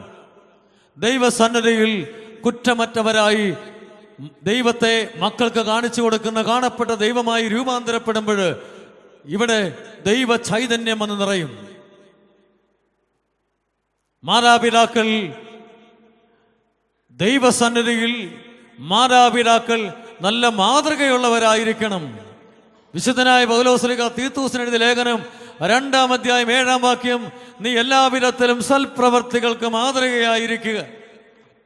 നീ എല്ലാവിധത്തിലും സൽപ്രവർത്തികൾക്ക് മാതൃകയായിരിക്കുക എന്ന് ദൈവം അരുളി ചെയ്യുകയാണ്. കുഞ്ഞുങ്ങളെ മാതാപിതാക്കൾക്ക് നിങ്ങൾക്ക് കുഞ്ഞുങ്ങളെ ദൈവം നൽകുമ്പോൾ, അതായത് പുരുഷനും സ്ത്രീയും അവരുടെ ജീവിതത്തിൻ്റെ അർത്ഥം മനസ്സിലാക്കുന്നത്, പൂർണ്ണമായി അവരുടെ ജീവിതത്തിൻ്റെ സന്തോഷത്തിലേക്ക് പ്രവേശിക്കുന്നത് കുഞ്ഞുങ്ങളെ ലഭിക്കുമ്പോൾ, മാതാവും പിതാവുമായി രൂപാന്തരപ്പെടുമ്പോഴാണ്. വിവാഹ ജീവിതത്തിലേക്ക് നിങ്ങളെ ദൈവം ക്ഷണിച്ചു, നിങ്ങൾക്ക് കുഞ്ഞുങ്ങളെ ദൈവം നൽകി. ആ കുഞ്ഞുങ്ങളെ നൽകി കഴിയുമ്പോൾ മാതാപിതാക്കളുടെ കടമ എന്താണ്? ദൈവസന്നിധിയിൽ സമർപ്പിച്ചുകൊണ്ട് ദൈവഭയത്തോടുകൂടി സാഷ്ടാംഗ പ്രണാമം ചെയ്ത് തമ്പുരാന്റെ സന്നിധിയിൽ കാൽക്കൽ സമർപ്പിച്ചുകൊണ്ട് മാതാപിതാക്കൾ ജീവിക്കാനും ദൈവം നിങ്ങൾക്ക് നൽകിയ മക്കളെ അതിനനുസരിച്ച് വളർത്തുവാനും നിങ്ങൾ പ്രാപ്തരാകുമ്പോഴാണ് കർത്താവിൻ്റെ അനുഗ്രഹം നമുക്ക് ലഭിക്കുക. എല്ലാ വിധത്തിലും, അതായത് ഒരു കാര്യങ്ങളിൽ പോലും മാതാപിതാക്കളായി നിങ്ങളുടെ കുട്ടികൾക്ക് ദുർമാതൃക നൽകരുത് എന്നാണ് ദൈവം കൽപ്പിക്കുക. ഇവിടെ ഇരിക്കുന്ന മാതാപിതാക്കൾ കർത്താവിൻ്റെ തിരുസന്നിധിയിൽ സമർപ്പിച്ചുകൊണ്ട് നിങ്ങൾക്ക് എത്ര പേർക്ക് പറയാൻ പറ്റും, അച്ഛാ, വിവാഹം കഴിഞ്ഞ അന്ന് മുതൽ എനിക്കൊരു കുഞ്ഞ് ലഭിച്ച അന്ന് തൊട്ട് ഈ നിമിഷം വരെ ഒരു വിധത്തിലും എൻ്റെ വാക്കുകൾ കൊണ്ടോ എൻ്റെ ജീവിത രീതികൾ കൊണ്ടോ എൻ്റെ പ്രവൃത്തികൾ കൊണ്ടോ എൻ്റെ ഇടവകയിലുള്ള പെരുമാറ്റങ്ങൾ കൊണ്ടോ എൻ്റെ ജീവിതത്തിൻ്റെ ഒരു നിമിഷങ്ങളിലും ഞാൻ എൻ്റെ കുട്ടികൾക്ക് ദുർമാതൃക നൽകുന്ന രീതിയിൽ ദൈവസന്നിധിയിൽ ഞാൻ അകന്നു പോയിട്ടില്ല എന്ന് ഇവിടെ ഇരിക്കുന്ന എത്ര മാതാപിതാക്കൾക്ക് പറയാൻ പറ്റും? നിങ്ങൾക്ക് മക്കളെ നൽകിയത് എന്തിനാണ്? കുറ്റമറ്റവരായി ദൈവസന്നിധിയിൽ ജീവിച്ച് ദൈവത്തെ അവർക്ക് നൽകുവാൻ വേണ്ടിയിട്ടാണ് നിങ്ങൾക്ക് ദൈവം കുഞ്ഞുങ്ങളെ നൽകിയത്. അപ്പോഴാ ഒരു ബോധ്യത്തിലേക്ക് നമ്മൾ പ്രവേശിക്കുമ്പോൾ യാതൊരു വിധമായ ദുർമാതൃകകളും കൊടുക്കാൻ നമുക്ക് സാധിക്കത്തില്ല. ഒരു കാര്യം മനസ്സിലാക്കുക, കൊച്ചുകുട്ടികൾ അവർ മാതാപിതാക്കളെയാണ് അവർ അനുകരിച്ച് മുൻപോട്ട് പോകാൻ ആഗ്രഹിക്കുക. അപ്പൻ എങ്ങനെയാണോ, അതായത് കുഞ്ഞ് ചെറുപ്പമായിരിക്കുന്ന അവസരത്തിൽ തന്നെ കുട്ടികൾ മാതാവിനെയും പിതാവിനെയും നോക്കിയാണ് വളരുക. അവരുടെ ചുറ്റുമാണ് കുട്ടികൾ സഞ്ചരിക്കുന്നത്. അവരുടെ മാതൃക എന്ന് പറയുന്നത് മാതാപിതാക്കളാണ് വീട്ടിലായിരിക്കുമ്പോൾ, കുഞ്ഞ് വളർന്നു വരുമ്പോൾ. അതുകൊണ്ടാണ് കൊച്ചുമക്കളൊക്കെ ആൺകുട്ടി അപ്പൻ നടക്കുന്നത് പോലെയാണ് നടക്കുക, പപ്പ സഞ്ചരിക്കുന്നത് പോലെ. അപ്പനാണോ അപ്പച്ചനാണോ ഈ കുഞ്ഞിനോട് കൂടുതൽ വാത്സല്യം കാണിച്ച് കൂടെ ആയിരിക്കുന്നത്, അവർ നടക്കുന്നത് പോലെ. ഞാൻ ഉദ്ദേശിക്കുന്നത്, നമ്മൾ നടക്കുന്ന വഴി, നമ്മൾ നടക്കുന്ന അതേ രീതിയിലായിരിക്കുന്നത്. ഈ ചരിഞ്ഞാണ് നടക്കുന്നതെങ്കിൽ കുട്ടി അതുപോലെ ചരിഞ്ഞു പോകും. നമ്മൾ നടക്കുന്നത് കണ്ടുകൊണ്ടാണ് അവർ നടക്കുക. ചേച്ചിയുടെ ചുരിദാറിന്റെ ഷാളെടുത്ത് സാരി ചുറ്റുന്ന 3 വയസ്സുകാരിയെ നിങ്ങൾ കണ്ടിട്ടില്ലേ? പണ്ടൊക്കെ അപ്പന്മാർ വലിച്ചിടുന്ന സിഗരറ്റിന്റെ കുറ്റിയെടുത്ത് വലിച്ചുകൊണ്ട് അനുകരിക്കുന്ന മക്കളെ കണ്ടിട്ടുണ്ട്. അപ്പൊ നമ്മുടെ ഭവനങ്ങളിൽ എന്ത് സംഭവിച്ചാലും അത് ഈ കൊച്ചു കുട്ടികൾ അനുകരിക്കുക മാത്രമല്ല, അത് പലരിടത്തും പറയുകയും ചെയ്യും. ദൈവം ഇതിനല്ല മക്കളെ നിങ്ങൾക്ക് നൽകിയത് എന്നുള്ള കാര്യം ദൈവം നമ്മളെ പ്രത്യേകമായിട്ട് ഓർമ്മിപ്പിക്കുകയാണ്. ഞായറാഴ്ച എന്താ ചെയ്യേണ്ടത്? ഇവിടുത്തെ വിശുദ്ധ കുർബാനയ്ക്ക് മുമ്പ്, പ്രഭാത പ്രാർത്ഥന തുടങ്ങുന്നതിന് മുൻപ് ഈ ദേവാലയത്തിന്റെ ആനവാതിൽ വഴി എല്ലാവരും ഒരുമിച്ച് ദേവാലയത്തിൽ പ്രവേശിക്കേണ്ടതാണ്. ഞാൻ പറഞ്ഞു വരുന്നത്, നമ്മുടെ കൊച്ചുമക്കൾക്കും കുഞ്ഞുങ്ങൾക്കുമൊക്കെ നല്ല മാതൃക നൽകുക എന്നുള്ളതാണ് മാതാപിതാക്കളായ നിങ്ങളുടെ ഒന്നാമത്തെ കടമ എന്നുള്ള കാര്യം ഓർമ്മിപ്പിക്കുന്നു. ഈ മാതൃക നൽകുന്നതിന് നിങ്ങളുടെ വേഷഭൂഷാദികളിലായിരിക്കാം, മദ്യപാനത്തിൻ്റെ അടിമയായിരിക്കാം, മയക്കുമരുന്നിന് അടിമയായിരിക്കാം, അല്ലെങ്കിൽ വേറെ ഏതെങ്കിലുമൊക്കെ തിന്മകളിൽ, ജഡികാസക്തികളിൽ, മറ്റു തിന്മകളിൽ അടിമപ്പെടുന്നത് കൊണ്ടായിരിക്കാം, കുമ്പസാരം നടത്തി കുട്ടികളെ കാണിക്കാത്തത് കൊണ്ടായിരിക്കാം, വിശുദ്ധ കുർബാനയ്ക്ക് പങ്കെടുക്കാത്തത് കൊണ്ടായിരിക്കാം, ഏതെങ്കിലുമൊക്കെ രീതിയിൽ ദേവാലയത്തിലോ ഭവനങ്ങളിലോ ദുർമാതൃക കുട്ടികൾക്ക് കാണിച്ചു കൊടുക്കരുത് എന്ന് ദൈവം വിശുദ്ധനായ പൗലോസ്ലീഹായിലൂടെ നമ്മോട് അരുളി ചെയ്യുകയാണ്. ഇത് പാലിക്കാൻ നമുക്ക് കടമയുണ്ട്. അതുകൊണ്ടാണ് ഞാൻ ആദ്യം പറഞ്ഞത്, നീ തിരുവചനം കേൾക്കുക മാത്രം ചെയ്യുന്ന ആന്തവഞ്ചകനാകാതെ അത് ജീവിതത്തിൽ പ്രാവർത്തികമാക്കുന്നവനുമായിരിക്കുക എന്ന് ദൈവം പറഞ്ഞത് അതുകൊണ്ടാണ്. അതുകൊണ്ട് ഇന്ന് മുതൽ തമ്പുരാന്റെ സന്നിധിയിൽ ഈ ദേവാലയത്തിൽ നിന്നുകൊണ്ട് നമ്മൾ ചിന്തിക്കേണ്ടത്, ഏതെങ്കിലും വിധത്തിൽ, ഒരു വിധത്തിലും നമ്മുടെ വാക്കുകൾ കൊണ്ടോ നമ്മുടെ നടപ്പ് കൊണ്ടോ പെരുമാറ്റം കൊണ്ടോ ഒരു കാരണവശാലും യാതൊരു വിധമായ ദുർമാതൃകകളും നമ്മുടെ കുഞ്ഞുങ്ങൾക്ക് നൽകരുത് എന്ന് നൽകില്ല എന്ന് ദൈവസന്നിധിയിൽ പ്രതിജ്ഞ എടുത്തുകൊണ്ട് വേണം ഈ ദേവാലയത്തിൻ്റെ വാതിലുകൾ കടന്ന് നമ്മൾ ഭവനത്തിലേക്ക് പോകാനെന്ന് ദൈവത്തിൻ്റെ പരിശുദ്ധാത്മാവ് ശക്തമായി നമ്മെ പ്രേരിപ്പിക്കുകയും നമ്മോട് ആവശ്യപ്പെടുകയും ചെയ്യുകയാണ്. Hallelujah, hallelujah, hallelujah. അതുപോലെ കാണപ്പെട്ട ദൈവം പ്രാർത്ഥനയുടെ മാതാപിതാക്കളായിരിക്കണം. ഏറ്റവും നന്നായിട്ട് പ്രാർത്ഥിക്കുന്ന മാതാപിതാക്കൾ മാറേണ്ടതായിട്ടുണ്ട്. നമ്മുടെ കുടുംബങ്ങളൊക്കെ ബലപ്പെട്ടതെങ്ങനെയാണ്? നമ്മുടെ കുടുംബങ്ങളൊക്കെ ശക്തിപ്പെട്ടതെങ്ങനെയാണ്? നമ്മുടെ മാതാപിതാക്കന്മാരുടെ പ്രാർത്ഥനകൾ കൊണ്ടാണ്. പ്രഭാഷകന്റെ പുസ്തകം 32-ാം അധ്യായം 14-ാം വാക്യം, പ്രഭാതത്തിൽ ഉണർന്ന് അവിടുത്തെ വിളിച്ചപേക്ഷിക്കുന്നവന് ദൈവാനുഗ്രഹം ലഭിക്കും. പ്രഭാതത്തിൽ ഉണർന്ന് ദൈവത്തെ വിളിച്ചപേക്ഷിക്കുന്നവന് ദൈവാനുഗ്രഹം ലഭിക്കുമെന്ന് ദൈവം കൽപ്പിക്കുകയാണ് പ്രഭാഷകനിലൂടെ. കാലങ്ങൾക്ക് മുൻപ് ഞാൻ പറഞ്ഞതുപോലെ 10-15-20 വർഷങ്ങൾക്ക് മുൻപ് ഈ കൊടുമൺ പ്രദേശത്തൂടെ കടന്നു പോകുമ്പോൾ, സന്ധ്യയാകുമ്പോൾ നമ്മുടെ ഭവനങ്ങളിൽ മെഴുകുതിരി കത്തിച്ച് പ്രാർത്ഥിച്ച് ഗാനങ്ങളും ദൈവവചനവും കടന്നു വരുമായിരുന്നു. ഹൈന്ദവ ഭവനങ്ങളിൽ വിളക്ക് കത്തിച്ച് രാമ രാമ രാമ എന്നുള്ള മന്ത്രങ്ങൾ ഉരുവിട്ടുകൊണ്ട് പ്രാർത്ഥിക്കുമായിരുന്നു.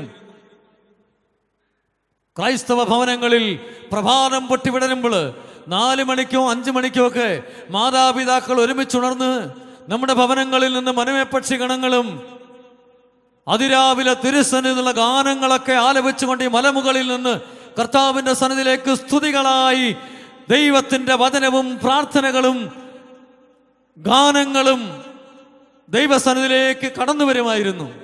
ഇന്ന് എത്ര ഭവനങ്ങളിലുണ്ടത്? പ്രഭാതത്തിൽ ഉണർന്ന് ദൈവത്തെ വിളിച്ചപേക്ഷിക്കുന്നതിന് ദൈവാനുഗ്രഹം ലഭിക്കും.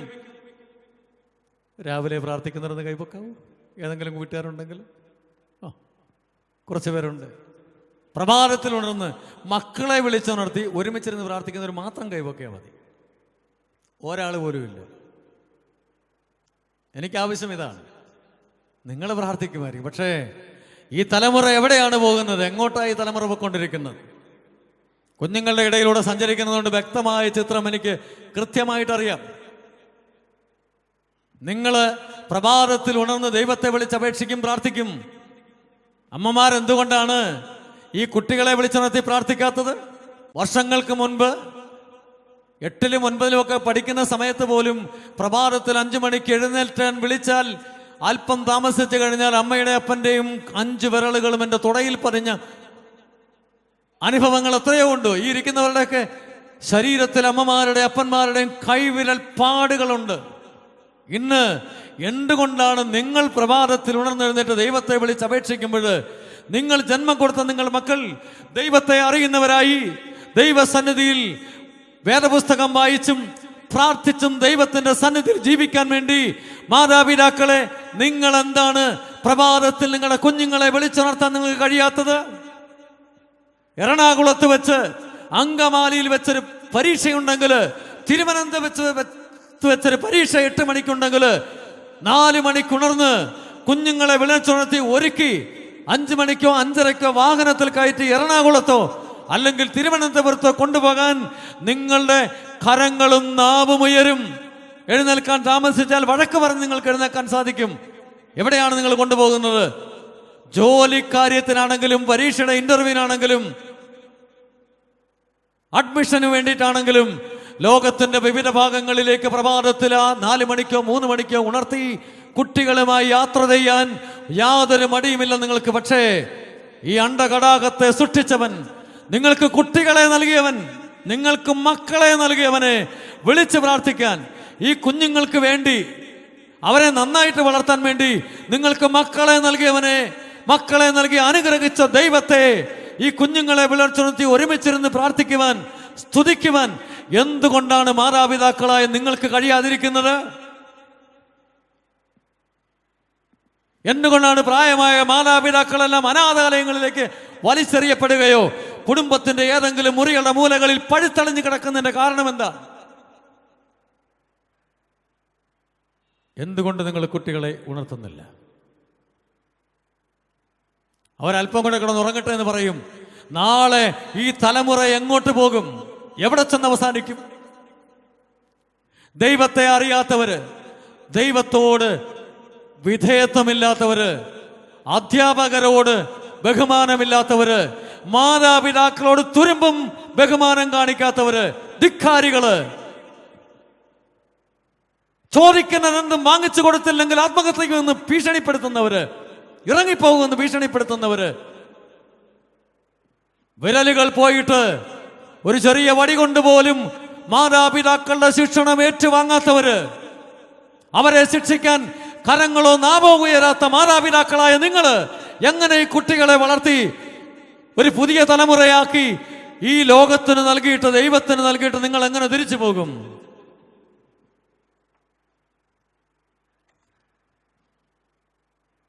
പ്രഭാഷകന്റെ പുസ്തകം 33-ാം അധ്യായം 1-ാം വാക്യം, കർത്താവിനെ ഭയപ്പെടുന്നവൻ അനർത്ഥം സംഭവിക്കുകയില്ല, ആപത്തിൽ നിന്ന് അവിടുന്ന് അവനെ സംരക്ഷിക്കും. ദൈവത്തെ ഭയപ്പെടുന്നവരായി കർത്താവിന്റെ സന്നിധിയിൽ മക്കളെ വളർത്താൻ ദൈവം നമ്മോട് ആവശ്യപ്പെടുത്തുകയാണ്.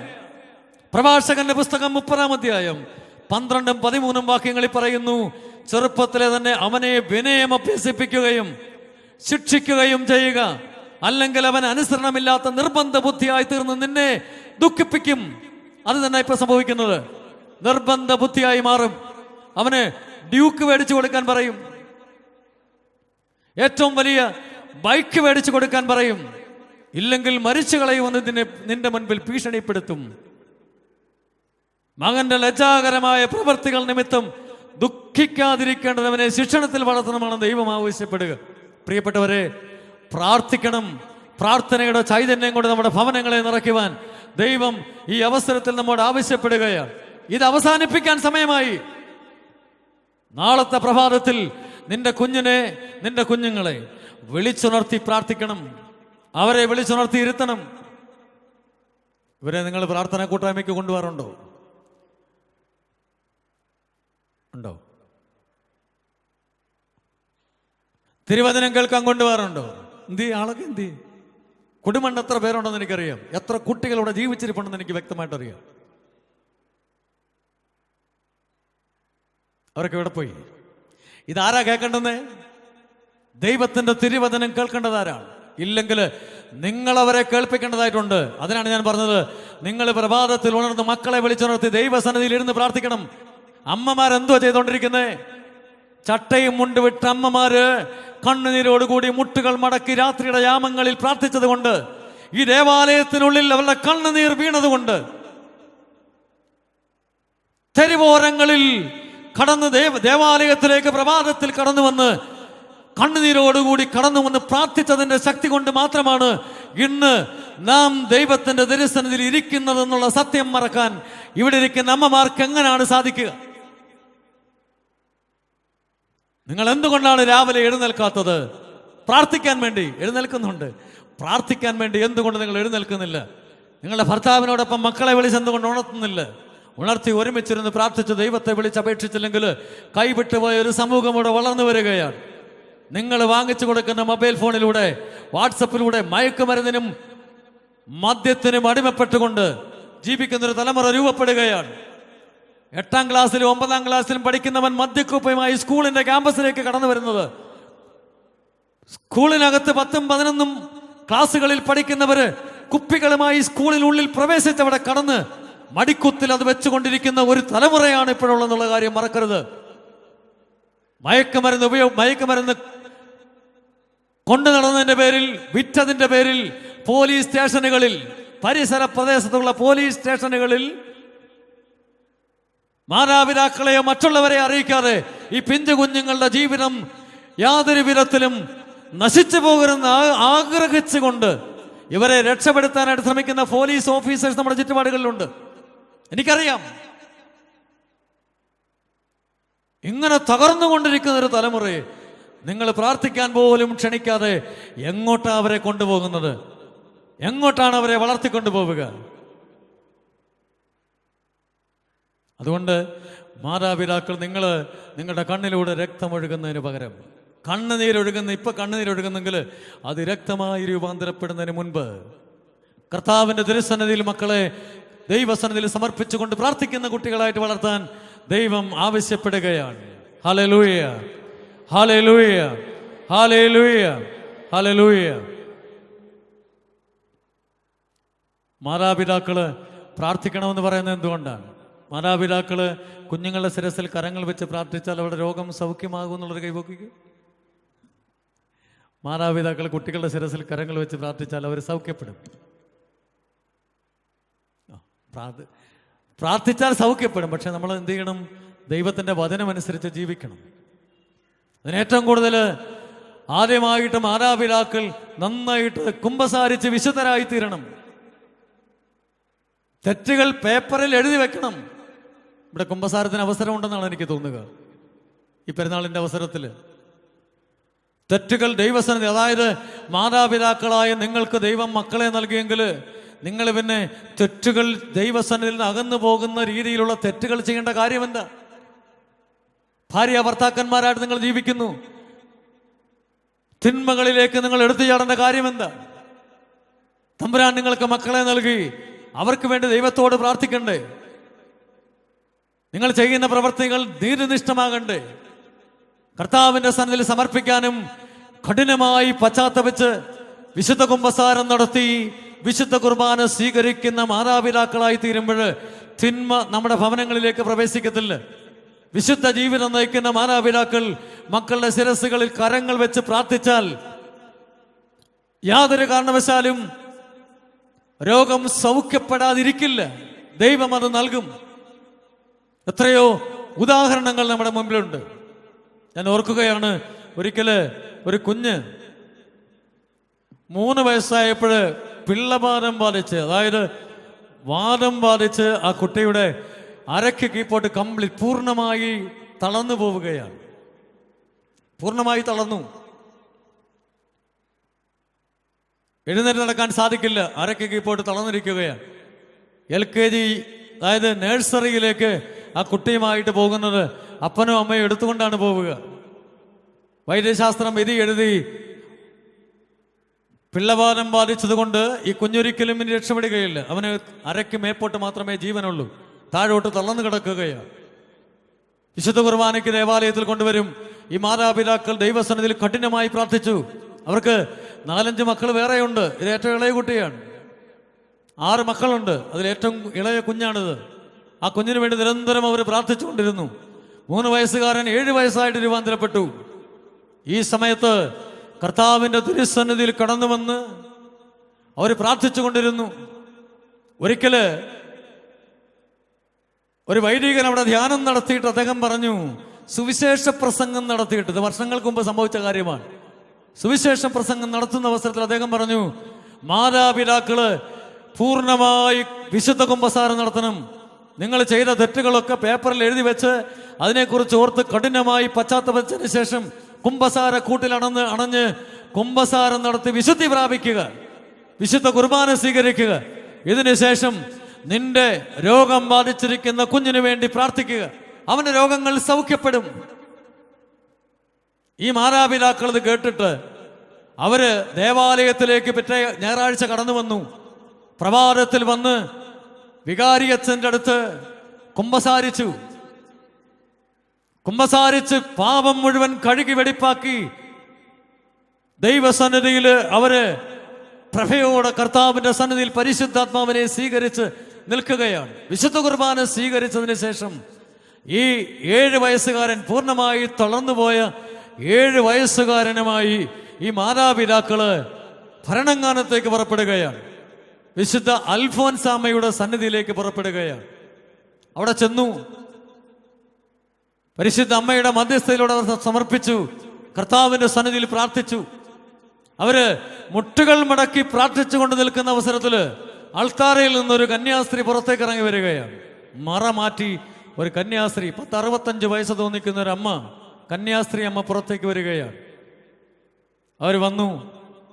ഈ മാതാപിതാക്കൾ, കണ്ണീരോടുകൂടി പ്രാർത്ഥിച്ചുകൊണ്ടിരിക്കുന്ന മാതാപിതാക്കൾ, അവിടെ നിലത്ത് കിടത്തപ്പെട്ടിരിക്കുന്ന 7 വയസ്സുകാരൻ അവരുടെ മുഖത്തേക്ക് നോക്കി പറഞ്ഞു, ഒരു കാര്യം ചെയ്യ്, ഈശോയുടെ സന്നിധിയിൽ നന്നായിട്ട് അല്പനേരം കൂടെ പ്രാർത്ഥിച്ചതിന് ശേഷം നിങ്ങൾ 2 പേരും കൂടി കുഞ്ഞിന്റെ കരങ്ങളിൽ പിടിച്ചുയർത്താൻ പറഞ്ഞു.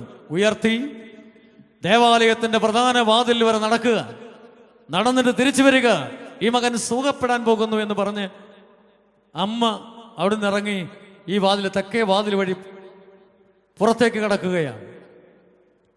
അവിടെ കൂടെ പുറത്തേക്ക് കിടന്നു. ഈ മാതാപിതാക്കള് എനിക്കറിയാവുന്ന മാതാപിതാക്കളായത്, എനിക്കറിയാവുന്നവരാണ്. അവര് അവിടെ ഇരുന്ന് പ്രാർത്ഥിച്ചു. പ്രാർത്ഥിച്ചതിന് ശേഷം ഈ കുഞ്ഞിനെ പിടിച്ചുയർത്തി, 2 പേരും കൂടെ 2 കരങ്ങളിൽ പിടിച്ചുയർത്തി, അരയ്ക്ക് കീഴ്പോട്ട് തളർന്നു കിടക്കുന്ന കുഞ്ഞ് അവരവിടെ നിന്ന് തിരിഞ്ഞു, ദൈവത്തോട് കണ്ണീരോടുകൂടി പ്രാർത്ഥിച്ചതിന് ശേഷം തിരിഞ്ഞു നടന്നു. ദേവാലയത്തിന്റെ ആനവാതിലെത്തിയപ്പോഴ് ഇഴച്ചു കൊണ്ടുപോയ കുഞ്ഞിന്റെ കാലുകൾ നിവരാൻ തുടങ്ങി. അവിടെ നിന്ന് തിരിച്ച് ദേവാലയത്തിന്റെ മദ്ബഹായുടെ മുമ്പിലേക്ക് ആ 7 വയസ്സുകാരൻ നടന്നു വരികയാണ്. Hallelujah, hallelujah, hallelujah. അവൻ ആരാണെന്നറിയണ്ടേ? ഇന്ന് കത്തോലിക്ക സഭയിൽ ദൈവത്തിന്റെ വചനം പ്രഘോഷിക്കുന്ന, അനേക വർഷങ്ങളായി ദൈവത്തിന്റെ സന്നിധിയിലായിരിക്കുന്ന, ദൈവത്തോട് ചേർന്ന് നിൽക്കുന്ന ഒരു കത്തോലിക്ക വൈദികനായിട്ട് ആ 7 വയസ്സുകാരൻ രൂപാന്തരപ്പെടുകയാണ്. Hallelujah, hallelujah. തിരുവനന്തപുരം സിറ്റിയിലുണ്ട് അച്ഛൻ. ഈ പറഞ്ഞ വൈദികൻ തിരുവനന്തപുരം സിറ്റിയിൽ ജീവിക്കുകയാണ്. 7 വയസ്സുവരെ തളർന്നു കിടന്നവൻ ദൈവത്തിന്റെ സന്നിധിയിൽ മാതാപിതാക്കൾ കുമ്പസാരിച്ച് വിശുദ്ധ കുർബാന സ്വീകരിച്ച് ദൈവസന്നിധിയിൽ കണ്ണീരോട് പ്രാർത്ഥിച്ചപ്പോൾ അവന്റെ ശരീരം മുഴുവൻ കർത്താവിന്റെ സൗഖ്യം കൊണ്ട് നിറയുകയാണ്. അന്ന് തീരുമാനമെടുത്തു, ഈ മകനെ അവിടുത്തെ ശുശ്രൂഷയ്ക്കായിട്ട് വിടാം. സെമിനാരിയിൽ പഠിച്ചു, വൈദികനായി അനേക വർഷങ്ങളായി, 10-25-ൽ കൂടുതൽ വർഷങ്ങളായി ദേശത്ത് ദൈവത്തിന്റെ വചനം പ്രഘോഷിച്ച് ജീവിക്കുന്ന ഒരു കത്തോലിക്ക പുരോഹിതനായിട്ട് ആ ബാലൻ മാറുകയാണ്. എന്തുകൊണ്ടാണ് സംഭവിച്ചത്? മാതാപിതാക്കൾ നന്നായിട്ട് കുമ്പസാരിക്കണം, വിശുദ്ധമായിട്ട് ജീവിക്കണം. നിങ്ങൾ കുടുംബജീവിതത്തിലേക്ക് പ്രവേശിക്കുമ്പോൾ പിന്നെ അവിടെ ജഡീകാസക്തി വരേണ്ട കാര്യം എന്താ? ഭാര്യ ഭർത്താക്കന്മാരായിട്ട് നിങ്ങൾ ജീവിക്കുമ്പോൾ വിശുദ്ധമായിട്ട് നിങ്ങൾക്ക് ജീവിക്കാൻ പറ്റില്ലേ? തെക്കോട്ടും വടക്കോട്ടും നോക്കി നിൽക്കേണ്ട കാര്യമുണ്ടോ? അരുതാത്ത സ്ഥലങ്ങളിലേക്ക് നിങ്ങളുടെ വലത് കാൽ മുൻപോട്ട് നീങ്ങേണ്ട കാര്യമുണ്ടോ? നിന്നെ സ്നേഹിക്കാൻ, നിനക്കായി എല്ലാം നൽകാൻ നിന്റെ ഭാര്യയും നിന്റെ ഭർത്താവും വീട്ടിലുള്ളപ്പോൾ നീ തിന്മ പ്രവർത്തിക്കാൻ വേണ്ടി നിന്റെ കാലുകളെ മുൻപോട്ട് വലിച്ചു മാറ്റേണ്ട ആവശ്യമുണ്ടോ? മദ്യം നിന്റെ ഭവനത്തിലേക്ക് കൊണ്ടുവരേണ്ട കാര്യമുണ്ടോ? ബാറുകളിലേക്കോ കള്ളുഷാപ്പുകളിലേക്കോ ചാരായ ഷാപ്പുകളിലേക്കോ അല്ലെങ്കിൽ ബിവറേജസിൽ നിന്ന്, ഔട്ട്ലെറ്റിൽ നിന്ന് മദ്യത്തിന്റെ കുപ്പികളുമായി നിന്റെ ഭവനത്തിലേക്ക് കടന്നു വരേണ്ട ആവശ്യമുണ്ടോ? തിന്മ പ്രവർത്തിക്കേണ്ട കാര്യമുണ്ടോ?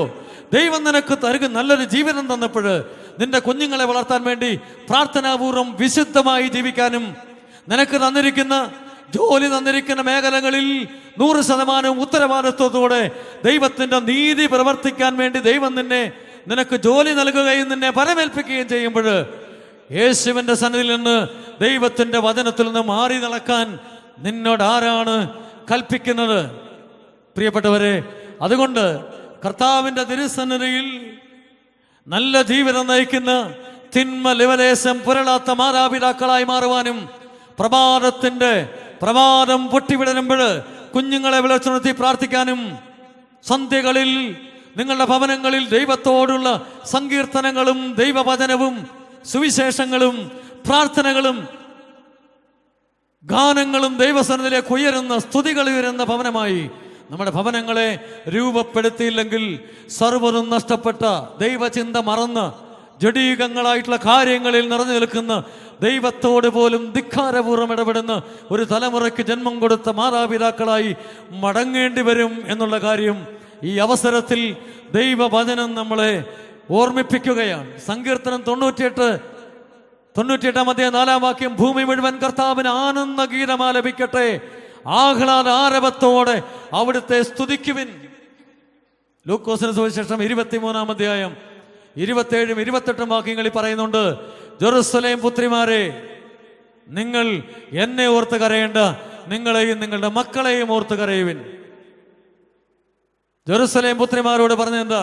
നിങ്ങൾ എന്നെ ഓർത്ത് കരയേണ്ട, നിങ്ങൾ എന്നോട് ചെയ്ത ഈ തിന്മ നിങ്ങളുടെ കുഞ്ഞുങ്ങളെ നശിപ്പിക്കാതിരിക്കാൻ, വേട്ടയാടാതിരിക്കാൻ, അവരെ സങ്കടപ്പെടുത്താതിരിക്കാൻ, നിങ്ങളിത് കണ്ടുകൊണ്ട് മരിക്കാതിരിക്കാൻ വേണ്ടി, നിങ്ങളുടെ കുഞ്ഞുങ്ങൾക്ക് വേണ്ടി, കടന്നു വരുന്ന തലമുറകൾക്ക് വേണ്ടി പ്രാർത്ഥിച്ചു കൊണ്ടിരിക്കാൻ ദൈവം ആവശ്യപ്പെടുകയാണ്. Hallelujah, hallelujah, hallelujah. അതുകൊണ്ട് എന്താ? മാതാപിതാക്കളുടെ തിന്മകൾ കുഞ്ഞുങ്ങളെ അല്ലെങ്കിൽ തലമുറകളെ വേട്ടയാടാതിരിക്കാൻ പ്രാർത്ഥിക്കാനാണ് ദൈവം ആവശ്യപ്പെടുക. അതിന് മാതാപിതാക്കൾ തിന്മ ചെയ്യാതിരിക്കുക, ദൈവത്തിൻ്റെ മുന്നിൽ നീതിയുള്ളവരായിരിക്കുക, പ്രാർത്ഥിക്കുന്നവരായിരിക്കുക, പലവിധമായ തിന്മകളിൽ നിന്നും മാറി നിൽക്കുന്നവരായിരിക്കുക.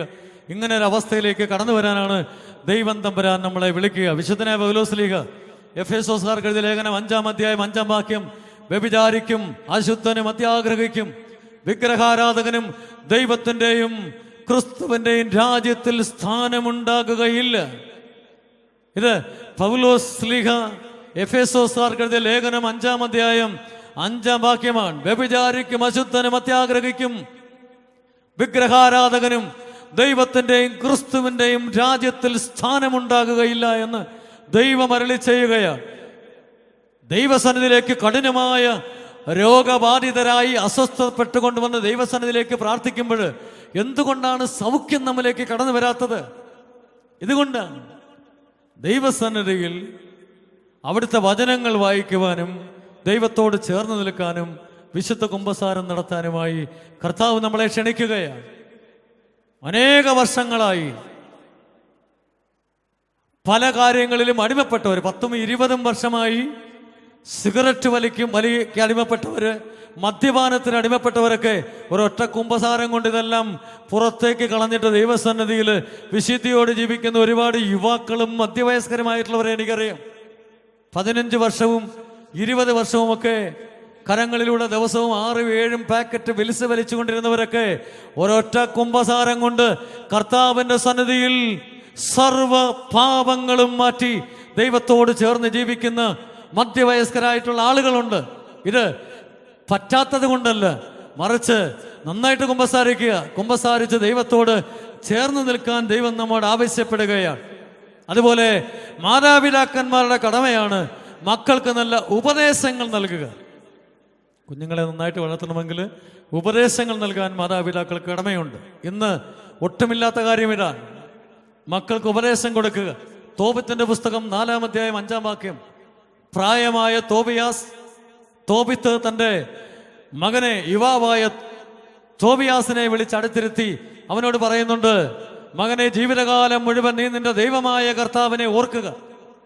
ജീവിതകാലം മുഴുവൻ നീ നിന്റെ ദൈവമായ കർത്താവിനെ ഓർക്കുക. നീ പാപം ചെയ്യുകയോ ദൈവത്തിൻ്റെ കൽപ്പനകൾ ധിക്കരിക്കുകയോ അരുത്. ജീവിതകാലം മുഴുവൻ നിന്റെ പ്രവൃത്തികൾ നീതിനിഷ്ഠമായിരിക്കട്ടെ. ജീവിതകാലം മുഴുവൻ നീ നിന്റെ ദൈവമായ കർത്താവിനെ ഓർക്കുക. നീ പാപം ചെയ്യുകയോ ദൈവത്തിൻ്റെ കൽപ്പനകൾ ധിക്കരിക്കുകയോ അരുത്. ജീവിതകാലം മുഴുവൻ നിന്റെ പ്രവൃത്തികൾ നീതിനിഷ്ഠമായിരിക്കട്ടെ എന്ന് വൃദ്ധനായ തോബിത്ത് തന്റെ മകനായ തോബിയാസിനെ വിളിച്ച് പറയുകയാണ്. കുഞ്ഞുങ്ങൾക്ക് ഉപദേശം കൊടുക്കുന്നതിന് കൈപൊക്കി മാതാപിതാക്കൾ നാണിക്കേണ്ട ആവശ്യമില്ല. പള്ളിയിൽ നിന്ന് കൈപൊക്കുന്നതിന് ഉപദേശം കൊടുക്കുന്നത് ഇല്ല, ചുരുക്കമാണ്, ഉപദേശിക്കാൻ പറ്റത്തില്ല. മാതാപിതാക്കളുടെ കടമയാണ് മക്കളെ ഉപദേശിക്കുക. റോഡിൻ്റെ സൈഡ് ചേർന്ന് പോകണം, ആരുമായിട്ട് വഴക്കുണ്ടാക്കരുത്. ഈ കാര്യം മാത്രമല്ല, ദൈവത്തെ അറിയണം, ദൈവത്തെ ഓർക്കണം. ജീവിതകാലം മുഴുവൻ നിന്റെ പ്രവർത്തികൾ നീതിനിഷ്ഠമായിരിക്കണം, ദൈവത്തിൻ്റെ കൽപ്പനകൾ പാലിക്കണമെന്ന് തോബിൽ തൻ്റെ മകനായ തോബിയാസിനെ വിളിച്ച് ഉപദേശിക്കുന്നത് ഇവിടെ ഇരിക്കുന്ന മാതാപിതാക്കളെല്ലാം കേൾക്കേണ്ടതാണ്. നിങ്ങളുടെ കുഞ്ഞുങ്ങളെ സമയാസമയങ്ങളിൽ അവർക്ക് ഉപദേശം നൽകുക എന്നുള്ളത് മാതാപിതാക്കളായ നമ്മുടെ കടമയാണ്. ഇല്ല എന്നുണ്ടെങ്കിൽ നാട്ടുകാർ കയറി ഉപദേശം കൊടുക്കും, അവരുടെ പ്രായത്തിലുള്ള കുഞ്ഞുങ്ങൾ കയറി ഉപദേശം കൊടുക്കും. മാതാപിതാക്കൾ ഉപദേശം കൊടുക്കുക എന്നുള്ളത് മാതാപിതാക്കളുടെ കടമയാണ്. ഇനി ഞാൻ ചോദിക്കട്ടെ, ഉപദേശം കൊടുക്കുന്നില്ലെങ്കിൽ നിങ്ങൾ എന്തോ കൊടുത്തോണ്ടിരിക്കുന്നത്? നിങ്ങളുടെ കടമ ഉപദേശം കൊടുക്കുക എന്നുള്ളതാണ്. ഈ ഉപദേശം കൊടുക്കാൻ നിങ്ങൾക്ക് പറ്റിയില്ലെങ്കിൽ നിങ്ങൾ എന്താ കൊടുക്കുന്നത്? ഒരിക്കല് ഒരു സമയത്ത് ഞാൻ എൻ്റെ മുമ്പിൽ വെച്ച് കണ്ടതാണ്. ഒരപ്പൻ മകൻ്റെ അടുത്ത് മകന് തെറ്റ് ചെയ്തു കഴിഞ്ഞപ്പോൾ ഞാൻ പിതാവിനെ വിളിച്ചു വരുത്തി കഴിഞ്ഞപ്പോൾ മകൻ 9ാം ക്ലാസ്സിൽ പഠിക്കുന്നവൻ എൻ്റെ മുമ്പിൽ വെച്ച് പറഞ്ഞെന്തറിയാമോ? എൻ്റെ അപ്പനെ കൊല്ലാൻ എനിക്ക് തോന്നുകയാണ്. എൻ്റെ മുൻപിൽ വെച്ച് പറഞ്ഞ അപ്പൻ തൊട്ട് മുമ്പിൽ നിൽക്കുകയാണ്. അപ്പൻ്റെ മുഖത്ത് നോക്കി പറഞ്ഞു, ഈ അപ്പനെ കൊല്ലാൻ എനിക്ക് തോന്നുന്നു. എന്തുകൊണ്ടാണ് അവിടം വരെ എത്തിച്ചേ? അതിൻ്റെ കാരണം എന്തോ? അപ്പനെ, സ്വന്തം പിതാവിനെ, അവന് ജന്മം കൊടുത്തത്, അവനെ വളർത്തിയത്, അവന് വേണ്ടി ജീവിച്ചത്. ഈ കുഞ്ഞ് അമ്മയുടെ ഉദരത്തിൽ, ഭാര്യ ഭർത്താക്കന്മാരായിരിക്കുന്ന അവസരത്തിൽ അവളുടെ ഉദരത്തിൽ ഈ കുട്ടി ജനിച്ചു എന്ന് അറിഞ്ഞ സമയം ഈ ഭാര്യയും ഭർത്താവും എന്തുമാത്രം സ്വപ്നങ്ങൾ നെയ്തു. നിങ്ങളെല്ലാം അങ്ങനെ ചെയ്തവരാ. ഒരു കുഞ്ഞുണ്ട് എന്ന് അമ്മ ആദ്യമായിട്ട് ഭാര്യ ഭർത്താവിനോട് പറയുമ്പോൾ ആ സമയം തൊട്ട് ഇവൻ പിറന്നു വീഴുന്നത് വരെ അതിനുശേഷവും എന്തുമാത്രം സ്വപ്നങ്ങളാണ് നിങ്ങൾ നെയ്തിട്ടുള്ളത്, എന്തുമാത്രം കാര്യങ്ങളാണ് നിങ്ങൾ വാങ്ങിച്ചു കൂട്ടിയിട്ടുള്ളത്, നിങ്ങൾ ഇവരെ പറ്റി എന്തുമാത്രം കാര്യങ്ങളാണ് ചിന്തിച്ചിട്ടുള്ളത്. അപ്പോൾ ഇതെല്ലാം ചിന്തിച്ച് കടന്നു വരുന്നവർ നന്നായിട്ട് വളർത്തിയില്ലെങ്കിലുള്ള കുഴപ്പം എന്തുവാ? ഇതുപോലെ പറയും, അപ്പന് നേരെ കരങ്ങൾ ഉയരും. ഒരിക്കൽ ഞാൻ എൻ്റെ കണ്ണുകൾ കൊണ്ട് കണ്ടതാണ്. 84 വയസ്സുള്ള അമ്മച്ചിയെ സ്വന്തം പുത്രൻ നന്നായിട്ട് മദ്യം കഴിച്ചതിന് ശേഷം വന്ന് ഈ അമ്മയെ എടുത്ത് ഉയർത്തി ഇങ്ങനെ നിർത്തിയിരിക്കുകയാണ്. ഞാനിടയ്ക്ക് തടസ്സം പിടിച്ച് അമ്മച്ചിയെ താഴെ ഇറക്കി. ഇല്ലെങ്കിൽ 84 വയസ്സുള്ള അമ്മ അവിടെ വീണ് മരിക്കുമായിരുന്നു. മറ്റൊരവസരത്തിൽ ഒരു ഇടവകയിൽ ചാർജ് എടുത്ത സമയം ഒരാഴ്ച കഴിഞ്ഞപ്പോൾ ഒരു ടെലിഫോൺ വന്നു വെച്ചാൽ ഓടി വരണം, വീട്ടിൽ ഇച്ചിരി ബഹളമുണ്ട്. അവിടെ ചേട്ടനും അനുജനും തമ്മിൽ ബഹളമാണ്. ഞാൻ ആ ഭവനത്തിലേക്ക് കടന്നു ചെന്നു. ഒരല്പം വൈകിപ്പോയി, 1 മിനിറ്റ് വൈകിപ്പോയി. ഞാൻ അകത്തേക്ക് കാല് കുത്തുമ്പോൾ ഞാൻ കാണുന്ന കാഴ്ച, ഈ അപ്പൻ്റെ കൊങ്ങായിക്ക് പിടിച്ച് തൂക്കി ഭിത്തിയിലോട്ട് ചേർത്ത് വെച്ചിരിക്കുക. 88 വയസ്സുള്ള അപ്പൻ കൈകാലിട്ട് അടിക്കുകയാണ്. ഞാൻ അവിടെ ചെല്ലുന്നതിന് മുമ്പ് ആ ഉമ്മരപ്പടി കടന്ന് അകത്തോട്ട് പ്രവേശിക്കുമ്പോൾ അവൻ്റെ കരങ്ങൾ ആ പിതാവിൻ്റെ നെഞ്ചിൽത്ത് വീഴുകയാണ്. ഒറ്റ മാസം കഴിഞ്ഞപ്പോൾ ഞാനാണ് ആ പിതാവിനെ ശവക്കല്ലറയിൽ കൊണ്ടുവച്ചത്. അന്നത്തെ ആ ഇടിയുടെ ആഘാതത്തിൽ ആ പിതാവ് അസുഖം ബാധിച്ച് മരിക്കുകയാണ്. ഉപദേശം കൊടുത്തില്ലെങ്കിൽ ഇങ്ങനെയൊക്കെ ആവും, സൂക്ഷിച്ചോണം. മാതാപിതാക്കളുടെ കടമയാണ് മക്കൾക്ക് ഉപദേശം കൊടുക്കുക. ഇവിടെ ഒരാളെന്തോ പറഞ്ഞേ, നീ ജീവിതകാലം മുഴുവൻ ദൈവത്തെ ഓർക്കണം, അവൻ്റെ കൽപ്പനകൾ ആചരിക്കണം, ജീവിതകാലത്തൊരിക്കലും നീ നീതിരഹിതമായിട്ട് പെരുമാറരുത്, ദൈവത്തിൻ്റെ കൽപ്പനകൾ ധിക്കരിക്കരുത് എന്ന് തോബിയാസിൻ്റെ അടുത്ത് അപ്പൻ പറയുകയാണ്. ഇന്ന് നമ്മൾ എന്ത് ഉപദേശങ്ങളാണ് കൊടുക്കുക? ആരും ഉപദേശം കൊടുക്കുന്നതായിട്ട് ഇവിടെ കണ്ടില്ല, കരങ്ങൾ ഉയർത്തിയില്ല. നിങ്ങൾ ഉപദേശം കൊടുക്കുന്നുണ്ടെന്ന് എനിക്കറിയാം, അത് പരസ്യമായിട്ട് പ്രഖ്യാപിക്കേണ്ടെന്ന് വിചാരിച്ചാണ്. പക്ഷേ ഇന്ന് നമ്മുടെ കുഞ്ഞുങ്ങൾ എന്തുവാ? ഈ കഴിഞ്ഞ ദിവസം ഞാൻ അറിഞ്ഞതാണ്, ഭാര്യയും ഭർത്താവും അധ്യാപകരാണ്. ഏകപുത്രനാണ്. പെൺകുട്ടിയുണ്ട്, അവളെ ഡിഗ്രിക്ക് പഠിക്കുന്നു, പുത്രൻ 11ാം ക്ലാസ്സിലാണ്. അവൻ മാതാപിതാക്കളോട് പറഞ്ഞു, ഞാൻ വീട് വിട്ടിറങ്ങിപ്പോവും, എനിക്ക് ഡ്യൂക്ക് മേടിച്ചു തരണം. ഡ്യൂക്ക് മേടിച്ചതിൽ ഏകദേശം എല്ലാവരും പോയി. 250 വിറ്റഴിഞ്ഞതിൽ 200 കൂടുതൽ ആളുകൾ സ്വർഗലോകത്തേക്ക് കടന്നുപോയി. സ്വർഗത്തിലാണോ എന്നുള്ളത് നമുക്കറിയത്തില്ല, പക്ഷെ കടന്നുപോയി. ഈ അപ്പനും അമ്മ എന്ത് ചെയ്തു? ഇവൻ വീട് വിട്ടു പോകുമെന്ന് വിചാരിച്ച് PF ലോൺ എടുത്ത് 2.5 ലക്ഷം രൂപയ്ക്ക് ഡ്യൂക്ക് മേടിച്ചു കൊടുത്തിരിക്കുക.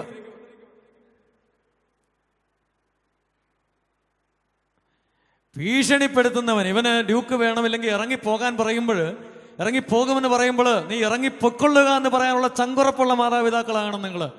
അതാണ് അവിടെ വേണ്ടുന്നത്. നിനക്ക് ഡ്യൂക്ക് മേടിച്ചു തന്നില്ലെങ്കിൽ ബൈക്ക് മേടിച്ചു നീ ഇറങ്ങിപ്പോങ്കി പൊക്കൂ.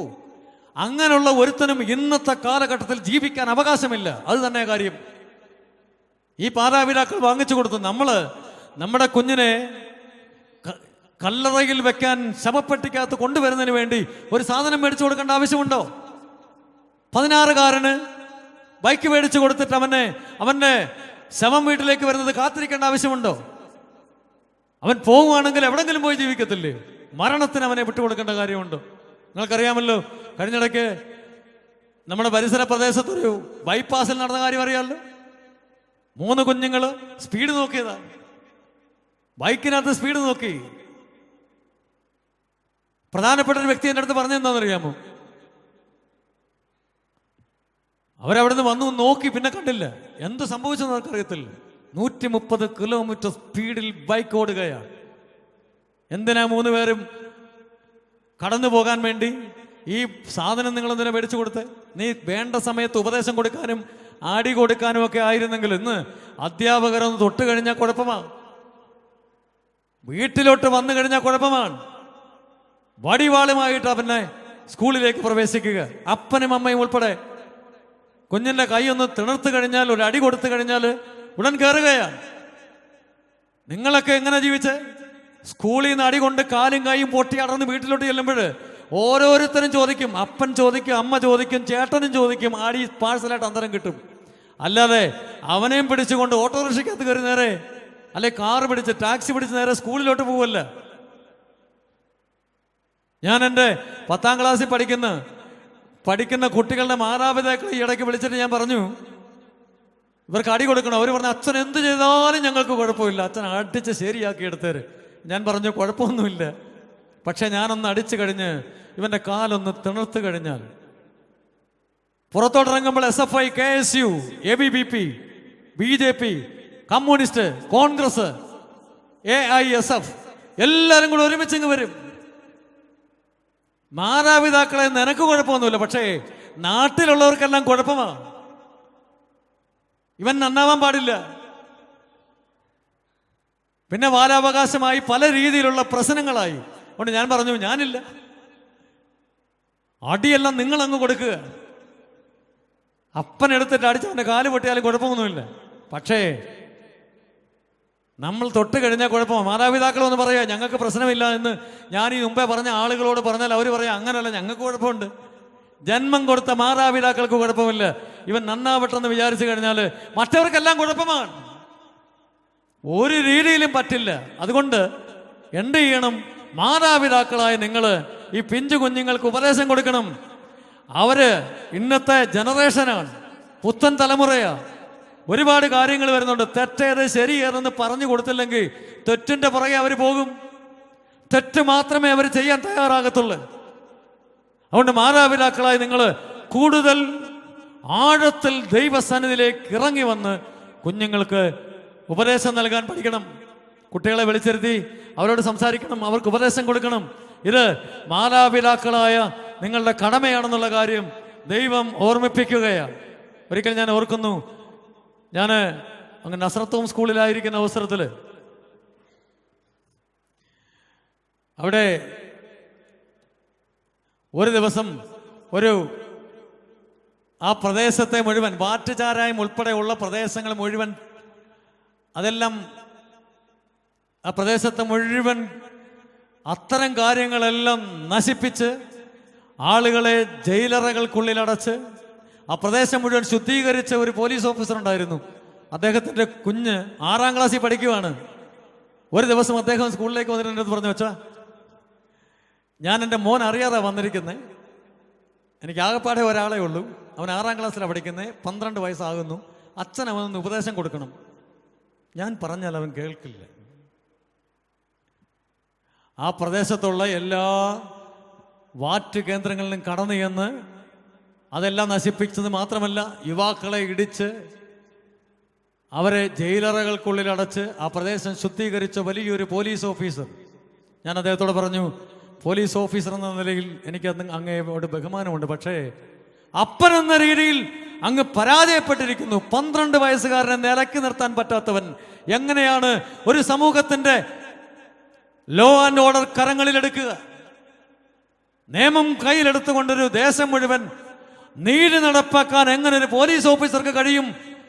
12 വയസ്സുള്ള 6ാം ക്ലാസ്സിൽ പഠിക്കുന്ന സ്വന്തം പുത്രനെ ഉപദേശം കൊടുത്ത് നിലത്തു നിർത്താൻ പറ്റാത്തൊരു പിതാവ്. ഇത് തന്നെ എനിക്ക് നിങ്ങളോടും ചോദിക്കാനുള്ളത്. നിങ്ങളിൽ ആരൊക്കെ പരാജയപ്പെട്ടു? അപ്പൻ എന്ന രീതിയിൽ, അമ്മ എന്ന നിലയിൽ കുഞ്ഞിന് ഉപദേശം കൊടുക്കാനും നേരായ മാർഗത്തിൽ അവനെ വാഴ്ത്താൻ പറ്റാതെ എത്ര പേര് പരാജയപ്പെട്ടു എന്നുള്ളത് ദൈവസന്നിധിയിൽ ചിന്തിക്കേണ്ട കാര്യമാണ്. അത് നിങ്ങൾ ചിന്തിക്കണം. നിങ്ങളിൽ എത്ര പേർ പരാജയപ്പെട്ടു? എത്ര പേർ വിജയിച്ചു എന്ന് പറയാൻ പറ്റും? ആരും കൈപൊക്കത്തെന്ന് എനിക്കറിയാം. ഒരാളെ പോലും ഈ കൂട്ടത്തിൽ കൈപൊക്കില്ല. ആ കൈപൊക്കാനുള്ള ഒരു അവസ്ഥയിലേക്ക് മാതാപിതാക്കളായി നിങ്ങൾ മാറണം. നിങ്ങൾ വിചാരിക്കും അവിടെ ഇരുന്ന് കളിക്കുന്ന കൊച്ചുകുട്ടി ഇപ്പോഴവൻ സംസാരിച്ചുകൊണ്ടിരിക്കുക. മാതാപിതാക്കൾ എന്ത് ചെയ്യണം? വീട്ടിൽ വെച്ച് കുഞ്ഞിനോട് പറയണം, ഇപ്പോഴേ പറയണം, അടി കൊടുക്കുകയല്ല ചെയ്യേണ്ടത്. ഇപ്പോഴേ കുഞ്ഞിനോട് പറയണം, മക്കളെ പള്ളിയിൽ ചെന്ന് കഴിഞ്ഞാൽ സംസാരിക്കാൻ പാടില്ല, നന്നായിട്ട് പ്രാർത്ഥിക്കണം. ഒരു പ്രാവശ്യം പറഞ്ഞാൽ കുഞ്ഞ് കേൾക്കില്ല. 4, 5, 10 പ്രാവശ്യം പറയുമ്പോഴായിരിക്കും കുഞ്ഞിനൊന്ന് മനസ്സിലാകുക. പിന്നെ അവൻ നേരെയാകും. 18 വയസ്സായിട്ടല്ല നീ പള്ളിയിൽ സംസാരിക്കരുതെന്ന് പറയണത്. അവൻ കേൾക്കില്ല. ചെറുപ്പകാലങ്ങളിൽ ഉള്ള ശീലം മറക്കുമോ മനുഷ്യനുള്ള കാലം. ചെറുപ്പത്തിലെ എല്ലാ ഉപദേശങ്ങളും കൊടുത്തു വേണം മാതാപിതാക്കളായി നിങ്ങൾ കുഞ്ഞുങ്ങളെ വളർത്താനെന്ന് ദൈവം കൽപ്പിക്കുകയാണ്. അതുപോലെ മാതാപിതാക്കൾ, കാണപ്പെട്ട ദൈവമായ മാതാപിതാക്കളുടെ മറ്റൊരു കടമയാണ് മക്കൾക്ക് ശിക്ഷണം നൽകുക. നേരത്തെ ഉപദേശത്തിന്റെ കാര്യം പറഞ്ഞ് ശിക്ഷണം നൽകാൻ മാതാപിതാക്കൾക്ക് കടമയുണ്ട്. പ്രഭാഷകന്റെ പുസ്തകം 30-ാം അധ്യായം 13-ാം വാക്യം, മകന്റെ ലജ്ജാകരമായ പ്രവർത്തികൾ നിമിത്തം ദുഃഖിക്കാതിരിക്കേണ്ടതിന് അവനെ ശിക്ഷണത്തിൽ വളർത്തണം. മക്കളെ ശിക്ഷണത്തിൽ വളർത്തുക എന്നുള്ളത് മാതാപിതാക്കളുടെ കടമയാണ്. ഇല്ലെങ്കിൽ പൊതുവേദികളിൽ പല സ്ഥലങ്ങളിലും കുഞ്ഞുങ്ങള് പലവിധമായ കാര്യങ്ങൾ ചെയ്യുമ്പോൾ ലജ്ജയോടെ മടങ്ങേണ്ടതായിട്ട് വരും. നിൽക്കണ്ടാത്ത സ്ഥലത്ത് കുഞ്ഞുങ്ങൾ നിൽക്കുന്നത് കാണുമ്പോൾ നിങ്ങൾ ലജ്ജയോടെ ഭവനങ്ങളിലേക്ക് മടങ്ങേണ്ട ഇടവരും. അതുകൊണ്ട് കുഞ്ഞുങ്ങൾക്ക് ശിക്ഷണം കൊടുക്കണം. പഴമൊഴി ഉണ്ടല്ലോ, ഒന്നേ ഉള്ളെങ്കിൽ തലയിൽ വെച്ചാൽ പേനരിക്കും, തറയിൽ വെച്ചാൽ ഉറുമ്പരിക്കും, മടിയിൽ വെച്ചാൽ എന്താ പറ്റും? മടിയിൽ വെച്ച് വളർത്തണം. ആണോ? നമ്മള് ഒന്നേ ഉള്ളു, താഴെ വെച്ചാൽ ഉറുമ്പരിക്കും, തലയിൽ വെച്ചാൽ പേനരിക്കും, പിന്നെ ഇവിടെ വെച്ചടിക്കുന്നേ മടിയിൽ വെച്ച് വളർത്തും. അങ്ങനെ വരുമ്പോഴാണ് കൊങ്ങായ്ക്ക് പിടിച്ച് തൂക്കി ഭിത്തിയെ നിർത്തുന്നത്. അങ്ങനല്ല, ഒന്നേ ഉള്ളെങ്കിൽ ഉളക്കെ കടിക്കണമെന്നാണ്. നിങ്ങൾ പലപ്പോഴും പറയാറുള്ളതല്ലേ, ഒന്നേ ഉള്ളെങ്കിൽ ഉളക്കെ കടിക്കണമെന്നാണ്. ഉളക്ക കൊണ്ടടിക്കണം. എന്ന് ഉളക്കയൊന്നും കാണാനില്ല. കുട്ടികളെ കാണിച്ചു കൊടുക്കണം ഉളക്ക എന്താണ്. ഒന്നേ ഉള്ളെങ്കിൽ ഉളക്കെ കടിക്കണമെന്നാണ്. കുഞ്ഞുങ്ങള് ശിക്ഷണം കൊടുത്ത് വളർത്തുക എന്നുള്ളത് മാതാപിതാക്കളുടെ കടമയാണ്. അടി കൊടുക്കേണ്ട സമയത്ത് ശിക്ഷണം നൽകാൻ മാതാപിതാക്കൾക്ക് കടമയുണ്ട് എന്ന് ദൈവം തമ്പുരാൻ നമ്മളെ ഓർമ്മിപ്പിക്കുകയാണ്. പ്രഭാഷകന്റെ പുസ്തകം 30-ാം അധ്യായം 2-ാം വാക്യം, മകനെ ശിക്ഷണത്തിൽ വളർത്തുന്നവന് അവൻ മൂലം നന്മയുണ്ടാകും, സ്നേഹിതന്മാരുടെ മുന്നിൽ അവൻ അഭിമാനിക്കാം. നിങ്ങളുടെ വികാരിച്ചന്റെ പേരെന്തുവാ? എന്താ നിങ്ങളുടെ വികാരിച്ചന്റെ പേര്? ജോൺസൺ പുതുപ്പറമ്പിൽ അച്ഛൻ. അച്ഛൻ്റെ വീട് എവിടെയാ? എവിടെയാ അച്ഛൻ്റെ വീട്? അഞ്ചൽ. വികാരിയച്ഛൻ്റെ വീട് അഞ്ചലാണ്. ഞാൻ അവിടെ അടുത്താണ്, ആയൂരാണ്. വികാരിയച്ഛൻ അഞ്ചൽ ഇടവക്കാരനാണോ? ആണോ? വികാരിയച്ഛൻ അവിടെ അച്ഛൻ്റെ അപ്പനും അമ്മയോട് അറിയപ്പെടുന്നത് എങ്ങനെ? ജോൺസൺ പുതുപ്പറമ്പിൽ അച്ഛൻ്റെ അപ്പനും അമ്മ എങ്ങനെ അറിയപ്പെടുന്നത്? സിബി അച്ഛൻ്റെ അപ്പനും അമ്മ എങ്ങനെ അറിയപ്പെടുന്നത്? സിബി അച്ഛൻ്റെ പപ്പയും അമ്മയും എന്നാണ് അറിയപ്പെടുക. പുതുപ്പറമ്പിൽ അച്ഛൻ്റെ മാതാപിതാക്കൾ അഞ്ചൽ പള്ളിയിൽ അറിയപ്പെടുന്നത് ഇന്നടുത്ത് ഇന്നാരെന്നല്ല, പുതുപ്പറമ്പിൽ അച്ഛൻ്റെ ജോൺസൺ അച്ഛൻ്റെ അപ്പനും അമ്മയെന്ന് അറിയപ്പെടുന്നു. ഇതിനെക്കാട്ടിൽ വലിയൊരു ഭാഗ്യം എവിടുന്ന കിട്ടുക? കുഞ്ഞുങ്ങളെ ശിക്ഷണം കൊടുത്ത് വളർത്തണം. മക്കൾക്ക് ജനിച്ചു വീഴുന്ന അവസരം തൊട്ട് അവരെ നന്നായിട്ട് വളർത്തി ആവശ്യമുള്ള സമയത്ത് ശിക്ഷണം കൊടുക്കാൻ പഠിക്കണം. വേദപഠനം നൽകണം. അവർക്ക് ഉപദേശം നൽകണം. വേണ്ടി വന്നാൽ ശിക്ഷിക്കണം. സൺഡേ സ്കൂളിന് വിടണം. അതിനുശേഷം അവർക്ക് വേണ്ടി നിരന്തരം പ്രാർത്ഥിച്ചുകൊണ്ടിരിക്കണം.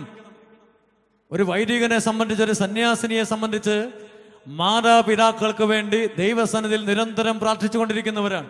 ഒരച്ഛൻ വിശുദ്ധ കുർബാന അർപ്പിക്കുമ്പോൾ 6 or 7 തവണ കരങ്ങൾ ദൈവസന്നിധിയിലേക്ക് ഉയർത്തി എനിക്ക് ജന്മം നൽകിയ എൻ്റെ മാതാപിതാക്കളെ ഓർക്കണമേ എന്ന് ദൈവത്തോട് പ്രാർത്ഥിക്കും. ഈ മാതാപിതാക്കൾ മരിച്ച് കല്ലറകളിലേക്ക് എടുക്കപ്പെട്ടാലും ഈ പുരോഹിതൻ തൻ്റെ അവസാനത്തെ വിശുദ്ധ കുർബാന ചൊല്ലുന്നത് വരെ 5, 6, 7 പ്രാവശ്യം ദൈവസന്നിധിയിലേക്ക് കണ്ണുകൾ ഉയർത്തി ഈ കുർബാന അർപ്പിക്കുന്ന സമയം തന്നെ തൻ്റെ മാതാപിതാക്കൾക്ക് വേണ്ടി, കർത്താവേ എനിക്ക് ജന്മം നൽകിയ എൻ്റെ മാതാപിതാക്കളെ അനുഗ്രഹിക്കണമേ എന്ന് പ്രാർത്ഥിക്കും. നിരന്തരം പ്രാർത്ഥിച്ചുകൊണ്ടിരിക്കുകയാണ്. തൻ്റെ ജീവിതത്തിൽ എല്ലാ നിമിഷങ്ങളിലും ഒരു പുരോഹിതൻ തൻ്റെ മാതാപിതാക്കളെ ഓർത്തിരിക്കുകയാണ്. ഇവിടെ ജോൺസൺ അച്ഛന് ജന്മം നൽകി, വളർത്തി, ഉപദേശങ്ങൾ നൽകി, ശിക്ഷണം നൽകി, സെമിനാരിയിൽ നീണ്ട 11 വർഷം ഈ മാതാപിതാക്കൾ മുട്ടുമേൽ നിന്ന് ദൈവത്തോട് പ്രാർത്ഥിച്ചു. ഈ കഴിഞ്ഞ 10, 16, 17 വർഷങ്ങളിൽ അൾത്താരയുടെ മുൻപിൽ ദൈവസന്നിധിയിൽ വിശുദ്ധ കുർബാന അർപ്പിക്കപ്പെട്ട നിമിഷങ്ങളിലും ജീവിതത്തിന്റെ ഓരോ നിമിഷങ്ങളിലും ഈ മാതാപിതാക്കൾ മകന് വേണ്ടി പ്രാർത്ഥിച്ചു കൊണ്ടിരുന്നു. ഈ മകൻ തൻ്റെ മാതാപിതാക്കൾക്ക് വേണ്ടി നിരന്തരം കർത്താവിന്റെ സന്നിധിയിൽ വിശുദ്ധ ബലി അർപ്പിച്ചുകൊണ്ടിരിക്കുകയാണ്. മകനെ ശിക്ഷണത്തിൽ വളർത്തിയാൽ അവൻ മൂലം നന്മയുണ്ടാകും. സ്നേഹിതന്മാരുടെ മുന്നിൽ അവൻ അഭിമാനിക്കാം. മക്കളെ വളർത്തേണ്ടത് മാതാപിതാക്കള് നല്ല ശിക്ഷണം കൊടുത്ത്, നല്ല ഉപദേശം കൊടുത്ത് മക്കളെ വളർത്തുക എന്നുള്ളത് മാതാപിതാക്കന്മാരുടെ കടമയാണ് എന്നുള്ള കാര്യം ദൈവം ഈ അവസരത്തിൽ നമ്മളെ ഓർമ്മിപ്പിക്കുകയാണ്. Hallelujah, hallelujah, hallelujah. മാതാപിതാക്കൾ മക്കളെ സ്നേഹിക്കണം. മക്കൾക്ക് ഒരു നല്ല കുടുംബം, കർത്താവിൻ്റെ അനുഗ്രഹം നിറയ്ക്കുന്ന ഒരു കുടുംബമായി തീരണമെങ്കിൽ മാതാപിതാക്കൾ ഒരുമിച്ച് മക്കളെ സ്നേഹിക്കേണ്ടതായിട്ടുണ്ട്. ഉപദേശം കൊടുത്താൽ മാത്രം പോരാ, ശിക്ഷണം കൊടുത്താൽ മാത്രം പോരാ, മറിച്ച് അവരെ മാറോടണയ്ക്കാനും അവരെ സ്നേഹിക്കാനും മാതാപിതാക്കൾക്ക് കടമയുണ്ട് എന്നുള്ള കാര്യം ദൈവം തമ്പുരാൻ ഓർമ്മിപ്പിക്കുകയാണ്. യെശയ്യായുടെ പ്രവചനം 44-ാം അധ്യായം 3-4 വാക്യങ്ങളിൽ ഇപ്രകാരം പറയുന്നു: വരണ്ട ഭൂമിയിൽ ജലമുണങ്ങിയ നിലത്ത് അരുവികളും ഞാൻ ഒഴുക്കും, നിന്റെ സന്തതികളുടെ മേൽ എൻ്റെ ആത്മാവും നിന്റെ മക്കളുടെ മേൽ എൻ്റെ അനുഗ്രഹവും ഞാൻ വർഷിക്കും. ജലത്തിൽ സസ്യങ്ങളും നദീതീരത്ത് അലരികളും പോലെ അവർ തഴച്ചു വളരും. ഈ തഴച്ചു വളരുന്നത് മാതാപിതാക്കൾ ദൈവവചനം നൽകുമ്പോൾ, പ്രാർത്ഥനയിലൂടെ അവരെ വളർത്തുമ്പോൾ, അവർക്ക് ഉപദേശം നൽകുമ്പോൾ, സമയാസമയങ്ങളിൽ അവർക്ക് ശിക്ഷണം നൽകുമ്പോൾ, അവർക്ക് സ്നേഹം നൽകുമ്പോഴാണ് മാതാപിതാക്കളെ ഇന്ന് ദൈവസന്നിധിയിൽ കുഞ്ഞുങ്ങൾ നന്നായിട്ട് വളരാൻ ഇടയാകുക. ഞാൻ ഒരു ദിവസം നിങ്ങളുടെ കുട്ടികളുടെ അടുത്ത്, ഹൈസ്കൂൾ കുഞ്ഞുങ്ങളുടെ അടുത്ത് ചോദിച്ചു, നിങ്ങളുടെ മാതാപിതാക്കളോട് എന്താണ് പറയാനുള്ളത്? നിങ്ങൾ മാതാപിതാക്കളെ ശ്രദ്ധിച്ച് കേൾക്കണം.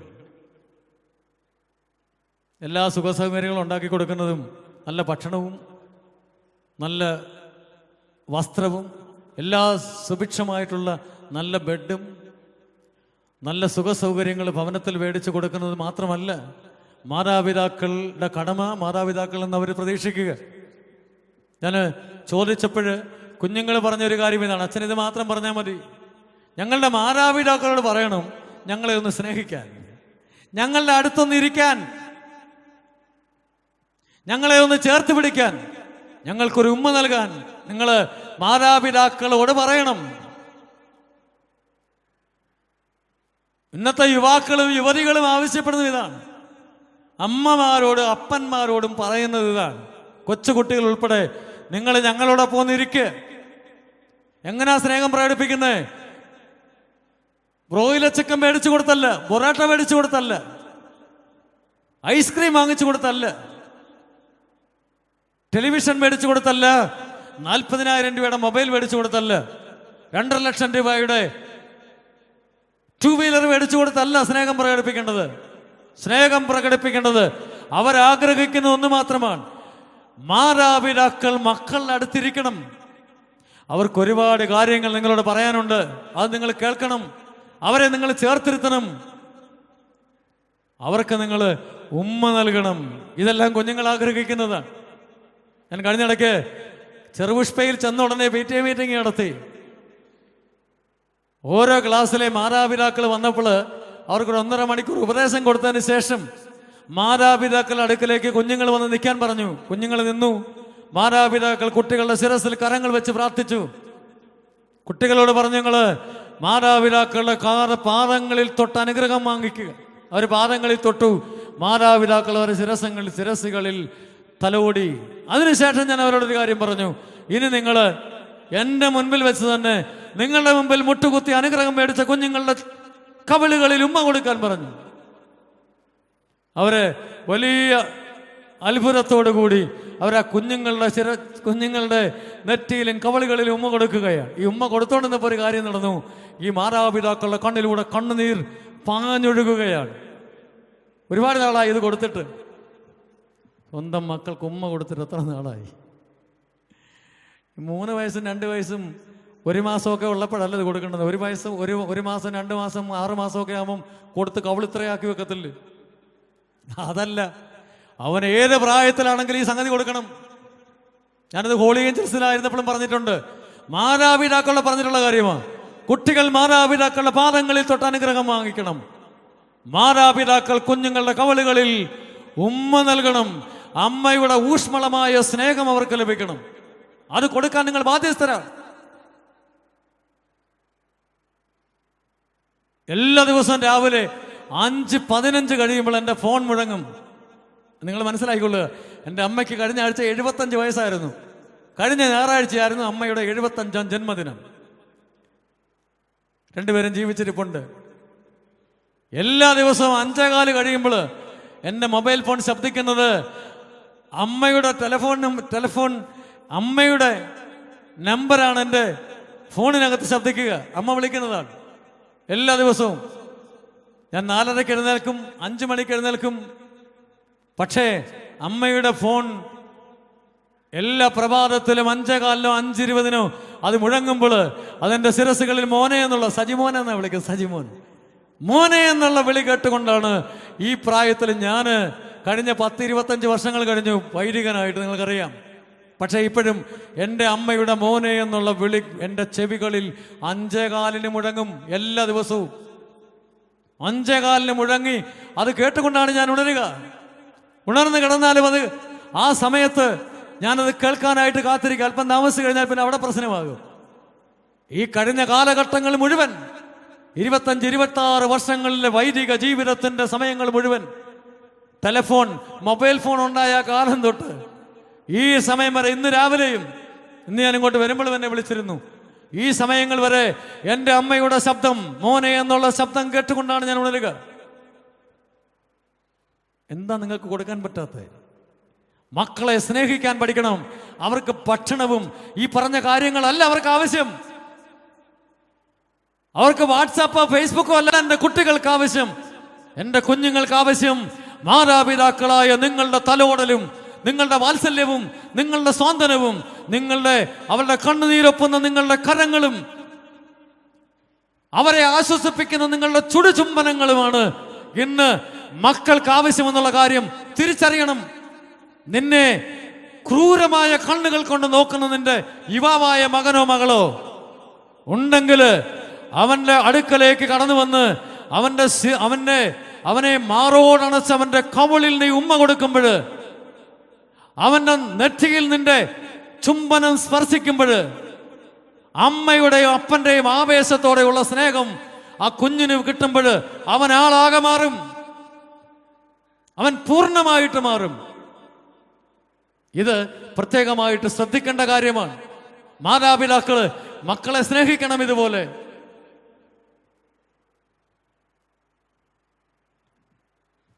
അവരെ കുറ്റപ്പെടുത്തുക മാത്രമല്ല ചെയ്യണത്. പലപ്പോഴും പറയുന്നത് കുഞ്ഞുങ്ങൾ കുറ്റപ്പെടുത്തുക എന്നുള്ള കാര്യങ്ങളാണ് മാതാപിതാക്കളുടെ ഭാഗത്തുള്ളത്. എപ്പോഴും കുറ്റപ്പെടുത്തുന്നു. പഠിച്ചാൽ മാത്രം മതിയോ? അവർ പഠിക്കണമെങ്കിൽ നിന്റെ സ്നേഹം വേണം, നിന്റെ തലോടൽ വേണം, നിന്റെ സ്നേഹ ചുംബനമുണ്ടെങ്കിൽ മാത്രമേ അവർക്ക് പഠിക്കാൻ പറ്റൂ. ഇതെല്ലാം അവർക്ക് ആവശ്യമാണ്. ഞാൻ എൻ്റെ പള്ളിയിലെ ആയൂര് പള്ളിയിലെ ഒരു ദിവസം വിശുദ്ധ കുർബാന കഴിയുമ്പോൾ, ഞായറാഴ്ച ദിവസം വിശുദ്ധ കുർബാന കഴിഞ്ഞ് മാതാപിതാക്കളെല്ലാം ആ നാട്ടിൽ ജീവിച്ചിരിക്കുന്ന നടക്കാൻ പറ്റുന്ന എല്ലാവരും പള്ളി വരണമെന്ന് പറഞ്ഞു. എല്ലാവരും പള്ളി വന്നു. ഇതുപോലൊരു പള്ളിയാത്. ആ 200 വീട്ടിലുള്ള എല്ലാവരും, നടക്കാൻ പറ്റുന്ന നാട്ടിലുള്ളവരെല്ലാവരും കടന്നു വന്നു. വിശുദ്ധ കുർബാനയുടെ മധ്യത്തിൽ അവരെ നിർത്തി പ്രാർത്ഥിച്ചു. അതിനുശേഷം ഞാൻ മക്കളോട് പറഞ്ഞു, യുവാക്കന്മാരോടും കുഞ്ഞുങ്ങളോടും പറഞ്ഞു, മാതാപിതാക്കളുടെ അടുത്തോട്ട് പോകാൻ പറഞ്ഞു. വിശുദ്ധ കുർബാനയുടെ മധ്യത്തിൽ അവർ മാതാപിതാക്കളുടെ അടുത്ത് പോയി നിന്നു. മുട്ടുകൾ മടക്കാൻ പറഞ്ഞു. മാതാപിതാക്കളുടെ മുൻപിൽ ഈ 30-കാരനും 25-കാരനും 28-കാരിയും മുട്ടുകൾ മടക്കി. LKG മുതലുള്ള കുട്ടികൾ മുട്ടുകൾ മടക്കി അവിടെ നിന്നു. വിശുദ്ധ കുർബാനയുടെ മധ്യത്തിൽ പ്രാർത്ഥിച്ചു. എഴുന്നേൽക്കാൻ പറഞ്ഞു. അമ്മയുടെയും അപ്പന്റെയും അതുവരെ ധിക്കാരപൂർവം മാതാപിതാക്കളെ ധിക്കരിച്ച മക്കളുടെ കവളുകളിലേക്ക് മാതാപിതാക്കൾ അനുഗ്രഹിച്ചു സ്നേഹചുംബനം നൽകി. കണ്ണുനീര് ആ ഭവനത്തിൽ നിറയുകയാണ്. ആയൂർ സെന്റ് മേരീസ് മലങ്കര കത്തോലിക്കായി പള്ളിയുടെ ഉള്ളറകളിൽ പ്രാർത്ഥനയുടെ മധ്യത്തിൽ സ്നേഹത്തിന്റെ കണ്ണുനീർ ദൈവം ആവഹിച്ചെടുക്കുകയാണ്. നിങ്ങളുടെ മക്കൾ നിങ്ങളെ ധിക്കാരപൂർവ്വം പെരുമാറുന്നെങ്കിൽ ഈ ഒരൊറ്റ കാര്യം കൊണ്ട് സ്നേഹിച്ചവരെ കീഴടക്കാൻ മാതാപിതാക്കൾ പഠിക്കണം. മാതാപിതാക്കൾ അത് ചെയ്യണം. അവൻ വേറെ ഏതെങ്കിലും കാര്യങ്ങൾ അടിമയാണെങ്കിൽ, ഫ്രീക്കൻ സ്റ്റൈലിൽ അവൻ ജീവിക്കുകയാണെങ്കിൽ, മദ്യത്തിനോ മയക്കുമരുന്നിന് അടിമയാണെങ്കിൽ, മാതാപിതാക്കളുടെ സ്നേഹവും വാത്സല്യവും, നിന്റെ ഹൃദയത്തിന്റെ തുടുപ്പ്, നിന്റെ ഹൃദയത്തിന്റെ ചലനം അവനെ തിരിച്ചറിയിപ്പിക്കാൻ നിനക്ക് സാധിക്കുമെങ്കിൽ അവർ തിരിച്ചു വരും. ഇതാണ് വേണ്ടുന്നത്. ഇത് ജീവിക്കാനാണ് എനിക്ക് നിങ്ങളോട് പറയാനുള്ളത്. ഈ ജീവിതത്തിൽ ഇത് ജീവിക്കാൻ മാതാപിതാക്കളായ നിങ്ങൾ ശ്രദ്ധിക്കുക. അതുകൊണ്ടാണ് ഞാൻ ആദ്യം പറഞ്ഞത്, ഇത് കേട്ടാൽ മാത്രം പോലെ ജീവിതത്തിൽ അത് പാലിക്കാനായിട്ട് കടമയുണ്ട് നമുക്ക്.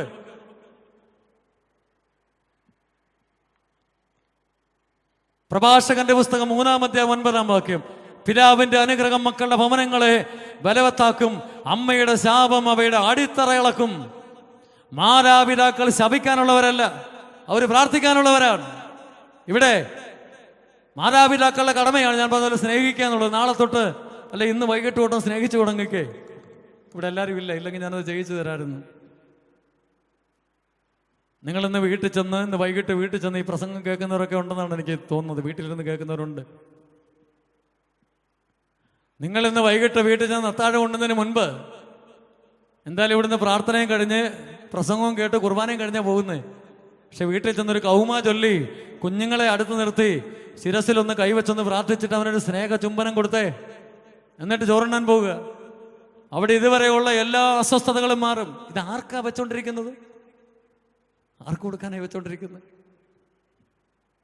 അമ്മമാര് കേട്ടോ, മാതാപിതാക്കളോട് എനിക്ക് ചോദിക്കുകയാണ്, മക്കൾക്ക് കൊടുക്കാനുള്ള ഈ ഉമ്മ ആർക്ക് കൊടുക്കാനാണ് വെച്ചോണ്ടിരിക്കുന്നത്? അവർക്ക് കൊടുക്കാനുള്ളതാണ്. 3, 4, 5 വയസ്സ് 5-ാം ക്ലാസ്സിൽ പഠിക്കുമ്പോഴല്ല കൊടുക്കേണ്ടത്.